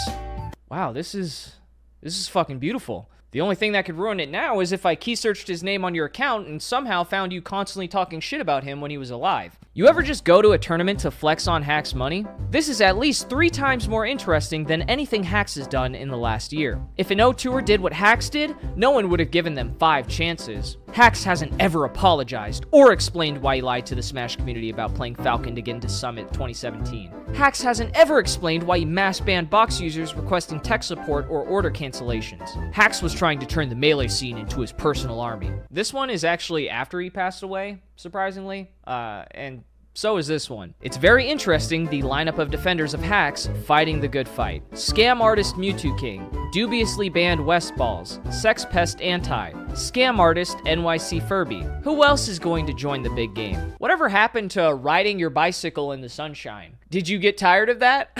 Hey Hax, when's the next Hax's nightclub? Oh wait, skull emoji, laughing my ass off. And here's Rusty also defending Hax getting doxxed last July. You are a two-faced pussy who couldn't even look me in the eyes when I talked to you, and even if you did muster up the courage to do something, you severely underestimate how many people supported me there. We had like the free Hax Secret Service all in attendance, and I wouldn't have had to lift a finger besides to pose for my photo op behind the podium. I hit one of these real quick, surrounded by a sea of red Adidas, and I'd be the president of Melee faster than you could say my B. Oh, this guy's also a fucking weirdo. There was this guy named N Shadow who knew Hax, but decided not to go to his funeral because I was there and other people, and then accused me of spreading genuine Nazi shit during my speech. First off, you're a terrible fucking friend. And given this decision, I question the legitimacy of that claim altogether. Secondly, the National Socialist German Workers' Party is not interchangeable with thing I don't like. If you are someone who does this, I'd bet money that you, 1, have a Reddit account, but also that you know very little about politics. However, that's irrelevant because nothing I said was inherently indicative of a specific political party anyways. Unless you think integrity, consistency, and transparency for conduct management in a video game community is synonymous with Nazis. But then we'd have a way bigger problem to deal with. I know you're itching for it, but we'll get to the politics in a second. I wanted to first quickly address the fake mom conspiracy. I knew that she was real the whole time because I was pulling the strings, baby. No, because when she asked me if I could go to the funeral, I told her I couldn't make it on such short notice. I didn't have the money to take like an impromptu trip to New Jersey. So she actually helped get me out to the funeral. She helped pay for that. So thank you again for that. I really appreciate it. It was honestly fantastic. It was a great experience, and I'm glad I was able to make it. Thank you to all you guys for being so cool when I met you in person, except for Rusty. You are a massive pussy. When I got there and talked to her in person, I was shocked at how much deep lore she knew about the community. Like, Mama Hax was locked in. She's as much of a Melee player as Hax was. Like, No doubt in my mind that she can wave shine. We're gonna be seeing Mom Hax in top 8 very soon, but the timeline did not seem to agree. And I understand where some of it was coming from. I see a world where some technicals freak reached out to his actual mom to post the GoFundMe and is now using his account to continue the grift. No mother in their 60s talks like this and uses Twitter this much. If it is his actual mom, that is more disgusting. Let your son rest. What is this Doctor Strange-ass prediction? How many worlds do you see? How many possibilities are there? Is this the one reality where we get Hax's mom to shitpost on the timeline? Oh, dope. Here's our boy Rusty again. To those wondering if Hax's mom is actually running the Twitter account and whether or not he got hacked, I'm going to the funeral and asking her. Edit, I'm going to the funeral anyway, but now I'm asking given what's been posted recently. I knew Aziz, and I'm honoring the dead. I am saying this with total respect to Jeanette. I don't think it's her behind those tweets. Did you get confirmation on this one way or the other? Based on what happened, I'm wrong and sad. It's okay, Rusty. Just go ride your bike. You'll be fine. This guy, in response to someone asking if Hax was actually dead and if there was an obituary on the day of Hax's livestream funeral, he said, I don't know. The whole thing is sus. This is like when Lyrics DM'd Too Mad to check if he was dead. I don't know, man. This seems kind of sus. Literally the day of his funeral. The day of his funeral. It's fucking idiot, bro. Hello everyone, my tag is Mech, reporting on everything that I like to suggest for the Melee community and hopefully to be featured on Technical's video. Oh, I can't wait. I can't wait for this segment to get clipped out of context. Watch how this goes over people's head, like almost instantaneously. This is more a general problem with the internet, but it's extremely relevant to this discussion and it pisses me off, so I'm gonna talk about it real quick. When something happens that you don't like, you can either categorize it as a right-wing problem or a left-wing problem. You could pour a bowl of cereal, find out there's no milk left in the fridge, and then blame it on Bidenomics or Trump's tariffs. And some genius will unironically find a way to agree with you, even though you just forgot to pick it up on your last grocery run. That is the level of discourse I'm forced to engage with daily. In this case, because the Smash community is predominantly left-wing, and it's one of the main things that I talk about, and for the most part, I'm against them, they rationalize their hatred of me by accusing me and others of being right-wing, far-right, a national socialist. Technicals and Manalord being allowed at Hax's funeral and using their eulogies to own the libs is a new low I didn't even know we could reach. That funeral was just so disrespectful to his legacy. He would have hated the way it ran and who spoke. Right-wing grifters took it over. Hax dies and then we want to like put all the blame on trans people. That's what they do. Conservative, fascist, Christo-fascist. The loudest people about this topic are also all right-wing grifters for some fucking reason. Spend 2 minutes on the trending tab and you're hit with Technicals and his supporters, a verified account called Fox News SSB, known bigots, and people reposting 4chan screenshots about the situation. I am genuinely depressed about the Melee community at the moment. The hack stuff has literally caused a Trump-style reality schism in the community. People aren't interested in the truth. Nazi, nationalist, ultra-nationalist, authoritarian. Why are we having like a far-right movement within Melee? Technicals. As someone somewhat involved with Melee in New England, I personally knew multiple of the sign-offs on that ban that wouldn't have done so without evidence. Evidence I didn't care to see. Fucking hate what Technicals did to the community. Guy is the libs of TikTok of the Smash community. Here we have a couple of left-wing users on Blue Sky actually noticing this pattern and being fed up with getting painted as right-wing for no reason. Don't get me wrong, there's definitely an audience for a right-wing grift, if that's the route I wanted to go. Woke Smasher gets 3-0'd by facts and logic. That would go hard. That would go insanely hard. But the major problem is that I don't give a fuck about politics. If you haven't noticed, there is literally a right-wing sector of the Smash community that I don't promote at all, despite being asked to on several occasions. You know what I told them?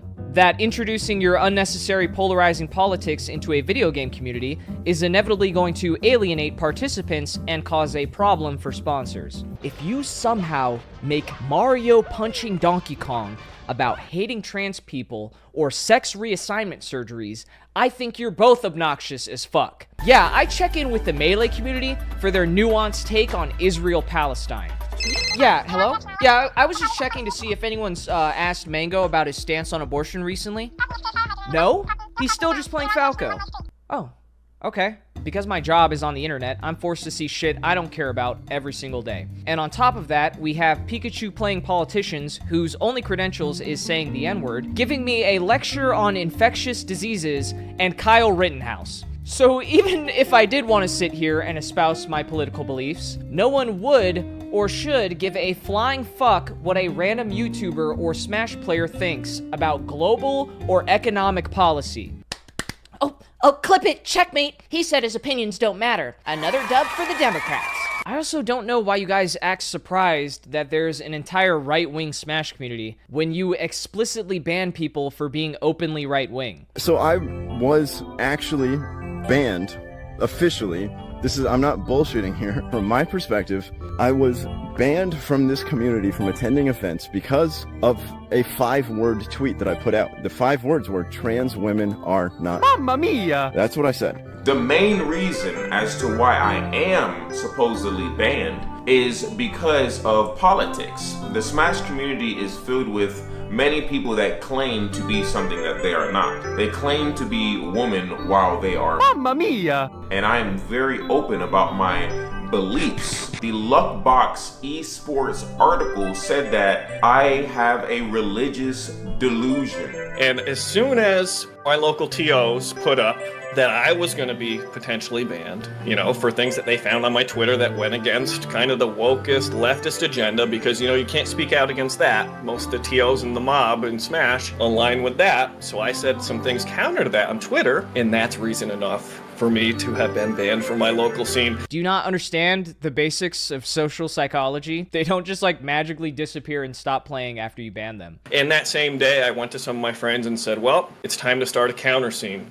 to the Smash scene, because what else can I do? I've gotten back into Smash, I love it, I like it, and there's something wrong going on here, so Mana Monthly was created that day. If you have no roadmap to redemption, no guarantee that they can return if they change their behavior, and will forever treat them like an irredeemable piece of shit. I know the TOs don't care, but that's actually my point. See, they offer no solution for somebody like me. And they just say, yeah, just go away, just move on. I don't accept just moving on just like that for something that I put so many years into. I put passion into it, and they're gonna just frame me out as a racist for their own amusement. They're going to keep playing the game, but now they're pissed at you specifically and are going to be even more right-wing in spite of you. You've effectively created your own radicalization pipeline, and then soy face when you see more political extremism. No bullshit, I'm being 100% genuine when I tell you this. The solution is to get rid of politics entirely, not to shoot up a fucking signal flare to your opposition every time you feel your worldview being slightly challenged. If you did that one simple thing, you wouldn't have to deal with a 2-party system and radical political activism in a Nintendo party game. Yo, Zion, I don't really know you. You wish you were me, bro. Stop being so fucking transphobic. Maybe we'd let you back in this fucking community. Bitch! But you've made it very clear that you prefer engaging in radical political activism. You are all incredibly naive, and I'm certain that even when you know the answer, you will continue to sabotage yourself, and nothing will change anytime soon. Oh, would you look at the time? Whoa, I can't believe Technicals in his new video said how he hates gay people. I mentioned this concept kind of briefly and almost jokingly in the Victims of Leffen video, but it is a serious and prominent problem when it comes to how they handle differing ideas and handling conduct. Both before and after Hax passed away, people somehow think it's entirely my fault Hax's situation was mishandled. If you want to make that argument, you'd have to ignore how the Smash community has existed for over 2 decades, and in that time frame has failed to create a centralized form of conduct management every single time. I don't think Smash can govern itself. That can't all possibly be my fault, right? I haven't even been here that long. I got globally banned 5 years ago for making fun of Esam and his wife. Which I don't regret at all, by the way. It was totally worth it, and I'd do it again. In fact, I literally did it again just over a month ago. So let me get this straight. If this is your argument, then you're telling me that the community for the highest selling fighting game of all time gets derailed by one banned, modestly sized YouTuber, and that doesn't make you start to question the competence of the people in charge? Okay, I'm just saying. Just seems like a lot to take in, but if that's the narrative you want to roll with, I can't stop you. If you didn't want me to be the spokesperson for free hacks, here's a novel idea. Maybe you should have said something for your friend and helped him out of a shitty situation. There's a lot of nuance here that you have to take with a grain of salt, and if I have to become the guy that does that investigative work and is the arbiter of all of this, like, I don't know. I just don't want that to be me. You know what I'm saying? You're not that guy, pal. Trust me. You're not that guy. Yeah, maybe I could have said free hacks a few more times. Maybe I should have said it on Twitter instead of being a giant pussy. But I can say 4 hacks now and mean it and push it because we can prevent this from happening. I'm only using these clips of Hungrybox to kind of illustrate a broader point here because I think he said it best. I don't think conversations had to happen privately. I think they were held privately because Smash players are massive pussies and want to avoid getting criticized. That's why on Reddit they're now banning links from Twitter and planning an exodus to Blue Sky. Or really just anywhere they don't have to see other people's opinions. You know what we need to do? Honest to God, we have to move back to Reddit. I know I've given Juan a lot of shit over the years, busting his balls, but as a man, I have a newfound respect for him. Nobody has genuinely felt as remorseful as I think he does. He apologized directly to Hax's mom, admitted his faults multiple times, which as someone who already helped Hax by letting him join his tournaments, he really didn't have to. He could have flown under the radar very easily and just waited out the storm like everyone else. But he didn't. As someone who probably knows what it's like to get alienated by his peers, there's a certain level where I can empathize with him and understand why he might not want to be put back in that position. But that's definitely not the case for everybody. That's a very unique situation. Don't use Juan. Don't use Juan now. You're not Hungrybox, okay? And no, I didn't just learn empathy at 27. Before I let you out of here though, one last thing. Can I get a free hacks? Oh my God. I'm kidding. Get out of here. I'm not trying to get you. I'm kidding. It's a joke. It's a joke. I can't make a joke. That's crazy. I'll see you later, man. Get out of here before you get canceled. I was gonna do this last podcast. Get out of here, Zane. Bye-bye. This is why no Bailey players want to come on the podcast, and he's asking why. After that infamous clip of Zane with EE, he went on to say free hacks was damaging, hacks needed help, not from him, of course, and then sympathized with how hard TOing is and vouched for their good faith nature. I used to run my own event back in the day. It's not that fucking hard unless you're running like a super major. I can understand the logistics of that being a lot more complicated, but every TO's job is not fucking hard. You set up a bracket and you announce matches. Whoop-de-fucking-do. But saying all of that made him reminiscing on how much Hax loved Melee after his passing ring pretty hollow, especially considering he peddled the same narrative that kept him banned for no reason. Unbanning him serves as a band-aid for a much larger problem. Who gives a fuck if it's a band-aid? You give a kid a Spider-Man band-aid and they're like one of the fucking Avengers. They're ecstatic. They're all over the place. They're good as new. I think we should have tried that. It could be Dora or whatever, just some kind of band-aid, some kind of adhesive strip. Maybe if he got a band-aid once in a while, he wouldn't have gotten an infection in his amputated leg. Clearly, in hindsight, you guys were wrong the entire time. But the only one man enough to apologize and admit it, again, is Hungrybox. Oh yeah, Zane's post kind of reminds me of how in Moki's remembrance post, he says, "In the last couple of years, there are things that I regret and wish that I'd have done differently, and frustrations that I wish I'd made a better effort to voice differently. But they came from a place of care and wanting to see someone who I called a friend and an inspiration succeed."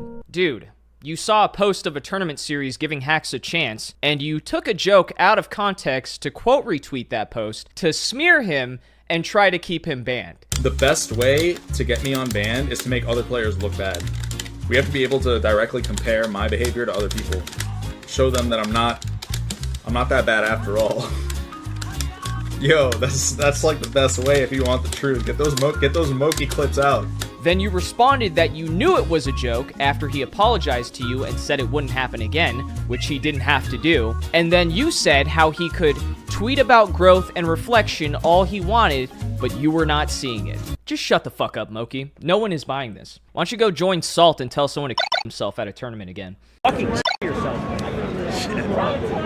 As someone who speaks up on these topics a lot, sometimes I genuinely wonder how things would have gone if Etika was still around, because we would have been in the same kind of sphere. He was a big fan of Drama Alert, I'll tell you that. Because when I think about his famous motto, at least he wasn't a bitch and always spoke his mind. He was actually my main motivation to try to stop this from happening, because even though at the time I would have had no impact, I still felt insanely embarrassed and regretted that I didn't take it seriously. But I understand that not everyone learns their lesson, and it's way easier to just sit there and watch me get all the hate while you pretend like your private Discord chats are actually moving the needle. I think people thought that like nobody talked about it. I promise you, every top player, TO, we've all had discussions about it. We just didn't do it online. Oh, dude, Zane and I, do you know how many phone calls Zane and I had trying to figure out the best way to navigate how to deal with Hax and try to like help him out? Literal 2-hour phone calls at least once a month for like a year straight. If you think I'm being hyperbolic like Leffen, take a look at how fucking delusional some of these Smash players are, who have decided to build an evil caricature of me in their minds. Most of these are after he passed and after I attended the funeral and gave my my speech.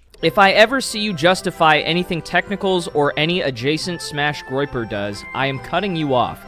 There is no middle ground in this. You are just a bad person. Very nuanced take. Nice. Technicals should be put in some sort of prison for the amount of shit he has purposefully omitted for clout, though. Fuck that guy. Like what? They always say this shit, but then they don't provide a source. Can you please tell me what you were talking about? I hope Technicals... full stop. I'm not finishing that sentence, even though I want to so bad. Maybe if you were on Blue Sky, you could finish it. I blame you way more than Leffen for Hax's death. Leffen did some bad things that pushed Hax out, but Technicals needed to keep Aziz a pariah to use him as a bludgeon. I hope in hell you understand the amount of blood that's on your hands. Again, how is me trying to get his community to accept him again, keeping him as a social pariah? I didn't fucking ban him. That wasn't my decision. Can't help but note that not a single person who is using Hax's terrible situation to dunk on TOs is an actual Melee player. They are just good little foot soldiers for Lord Technicals. Lord Technicals. Yeah, I'm fucking super villain over here. They do not actually care for the well-being of Hax, they just want their little points. Gross. Okay, well, what about you? What about you guys? Because I've been on Hax's side and advocating for him since 2021. A lot of you didn't start saying shit in favor of him or anything nice about him until after he passed away. So who the fuck here doesn't care about his well-being exactly? Oh, this person privated their account. I can't see that anymore. Any mutuals that still follow Technicals in the next 24 hours are catching a block. Was this the most important thing that happened on March 25th? This was the thing you need to make a post about? You had to curate your following list. That had over 700 likes. A lot of these have a lot of likes on them. Should have been Technicals. Sorry, not sorry. Rest in peace, Aziz. Couldn't just say rest in peace. Couldn't just say that last part. Had to make it about me first, somehow. This one confused me. There was this post that made its way around the internet from Smash Sisters, and a lot of people were kind of poking fun of it because a majority of the people in the photo were trans women. I didn't say anything about it. I personally didn't give a fuck. Did I miss something? Why is there Smash Sisters discourse? Full Bloom posted a picture of the crew battle, and the Technicals mob found it and starting turfing. You realize there's other people than me and my subscribers on the internet, right? These people have their own agency. Why do you only think in in-group and out-group? It's such a low IQ indication. Oh, our tribe good, Technicals bad, Smash Sister get bad, Technicals fault. After the Hax situation, Technicals and Manalord fans have been in full force spreading bigotry for literally zero reason. A lot of them don't even play Smash either, just have a weird vendetta against the scene in Leffen. Again, other people exist on the internet. What is this? What? This is exactly what they did to Hax. Holy shit, some random guy who also doesn't like Leffen sent him some weird threats. Hax doesn't like Leffen.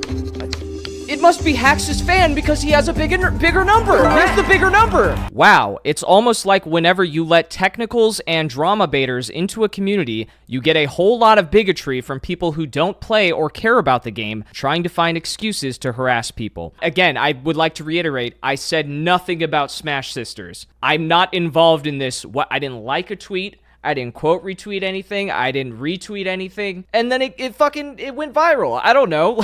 The fuck do you want me to do about it? Need someone from the Smash community to fuck up Technicals IRL. Put a little fear into him. Lil Chud is out of control. Why? It's always someone else. It's never I'm gonna do it. It's never I gotta put some fear into him, because they know they're not going to. Can anybody help? Can anyone put some fear into him, please? So Technicals gotta die, bro. Technicals speaking at Hax's funeral about the Smash community being the reason he's dead is pretty low and disgusting. Honestly hope someone beats his ass. Technicals being at Hax's funeral and spewing blasphemy in front of his embalmed corpse is a level of shame I can't even conceive, let alone digest. Somebody needs hands put on him at the bare minimum, and like soon, tomorrow, if not today. Someone needs to beat Technical's ass ASAP. Not Gorillionaire. Somebody, please! Can somebody beat this guy's ass? Anyone? Nobody? Fuck, man. That's how you know that my speech hit the right target audience, because these are the people who were crying about Leffen getting death threats, yet they're saying that I need to be killed. They don't see the irony of it. They're like, let's keep Hax banned for life because Leffen got death threats, but fucking kill this guy that I don't like, please. So because they dislike me, they justify wanting me assaulted, say I should be killed, I should die. Which, like, if I was Leffen, I would use this to, like, get some media coverage or something and fucking hide away in my house for like a week. But none of them are gonna do a fucking thing. It's so obvious. It's just shit talk on the internet. If you grew up playing games like Warzone, you would hear this stuff 24/7. This does not faze me. You gotta be pretty descriptive and accurate if you want to instill fear in somebody.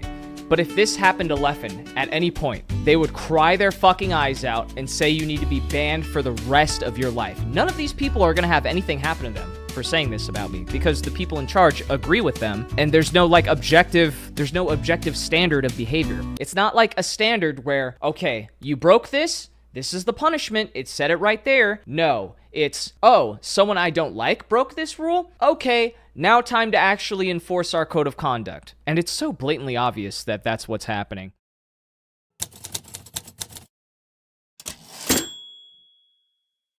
There's absolutely no reason that this had to end like this. You all know you fucked up. I didn't have to make hours of video essays for you to realize that. But while Hax apologized month after month, where was the accountability for mishandling his situation in the first place? Instead of apologizing and maybe showing him a little bit of grace, they layered on new demands and punished Hax for being upset at them. In their attempt to reprimand him for perceived wrongdoings, they ironically proved his initial criticisms to hold true. Dangling his passion over his head to force him to go to therapy, issuing a gag order on all criticism of Leffen or discussion of his treatment, and all while providing no real guarantee or pathway to reintegrate as a member of their community. It would be easier to make a list of what isn't considered authoritarian here. If you guys learn one thing from this, let it be that sometimes you don't need to fix everything all at once. Sometimes a band-aid and friends who care about you really is enough. The Smash community denied him both. They knew exactly what he was asking for and chose to ignore him because they knew what was best. Did you get the result you wanted? Do you feel like you did everything right? Was your arrogance worth it? Do you feel like you won? Did you minimize harm and maximize happiness? What a set. Hax Money out at 4th place at Genesis 7. Hungrybox moves on to face Mango. Hax played so well. I'm so proud of him.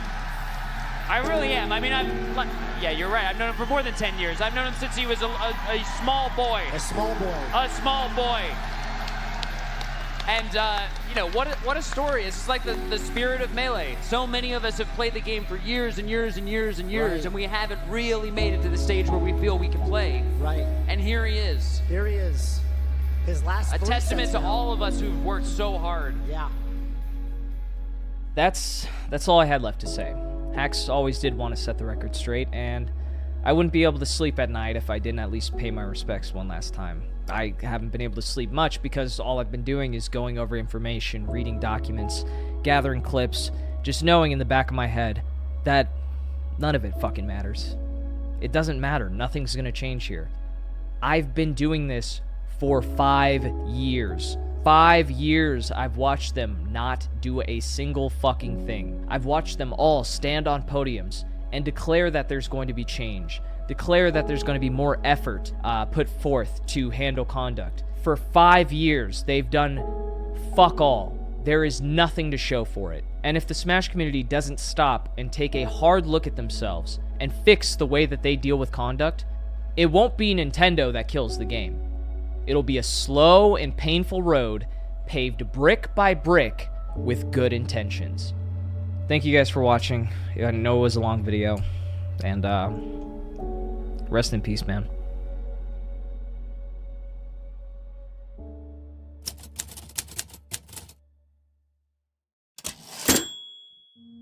Regardless of your former allegiances, whatever camp you're in, it's critical that we try to understand why this happened. We need to acknowledge that every single person craves a sense of belonging, even if they find that belonging in a community that is not good for them, as was the case here. And 2, Melee has become increasingly more draconian. Regardless of how much of our lives that we pour into them, we should not rely on these communities to necessarily do the right thing, especially as they continue to tilt towards corruption, which is plainly what's happening. TOs need to take a long, hard look at how we got here, and work towards making substantial cultural changes if they want their grassroots community to survive.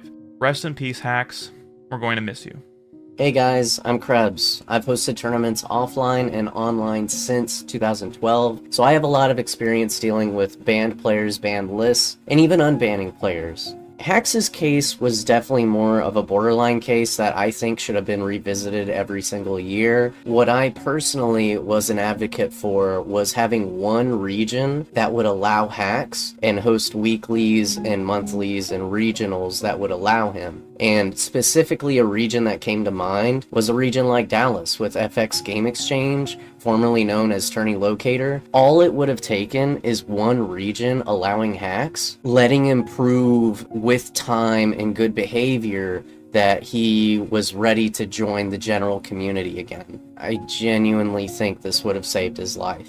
I was even close to hosting a regional for him myself, and I've been really kicking myself wishing that I had done it. I was in the talks with Technicals and Hax about doing it. So my message is, be willing to stand against the grain, whether it's yourself hosting a tournament for people or supporting people that you align with and want to support. Be an independent thinker. Like, to come from this moral superiority, you can't say this, otherwise we're just gonna kick you out, and like we're just gonna go on Twitter and cancel you. Like, y'all need to grow up, because there are real consequences to this. You know, because that's why we all come together, is because we all love Melee. And the one guy who loved it the most is gone. Rest in peace, my boy. Take it easy. The Smash community wants to keep up the facade that they're this all-inclusive community, but God forbid you commit wrongthink or have different beliefs due to factors like religion, then you gotta go. In order to fix things, I think there needs to be a change in leadership, unless they want to be heavily moderated by Nintendo. If these adults won't hold each other accountable, someone else aside from you and random people on the internet have to do so. And if they want to keep being grassroots, they need to stop treating tournaments like birthday parties. Hags had an insane love for Melee. Maybe if the neckbeards in power addressed the issue at hand and sucked down their pride to let Hax play a children's party game, Hax would still be here. Despite doing so much for the community he loved, he was branded as a villain because it suited their narrative. I just hope they think the end result was worth it. Rip Hax. Now, personally, I think that there should be some checks and balances when it comes to situations like those, because I don't think the Smash community has been keeping the TOs in check. Second off, and this is just a stretch, I personally think that we should not have as many indefinite bans unless it is an emergency. Start date, finish date, leave it at that. Another thing I'd like to address is the consistency issue. We've been having a lack of consistency. Ban Leffen, and also, by the way, cheers. Rest in peace, Hax.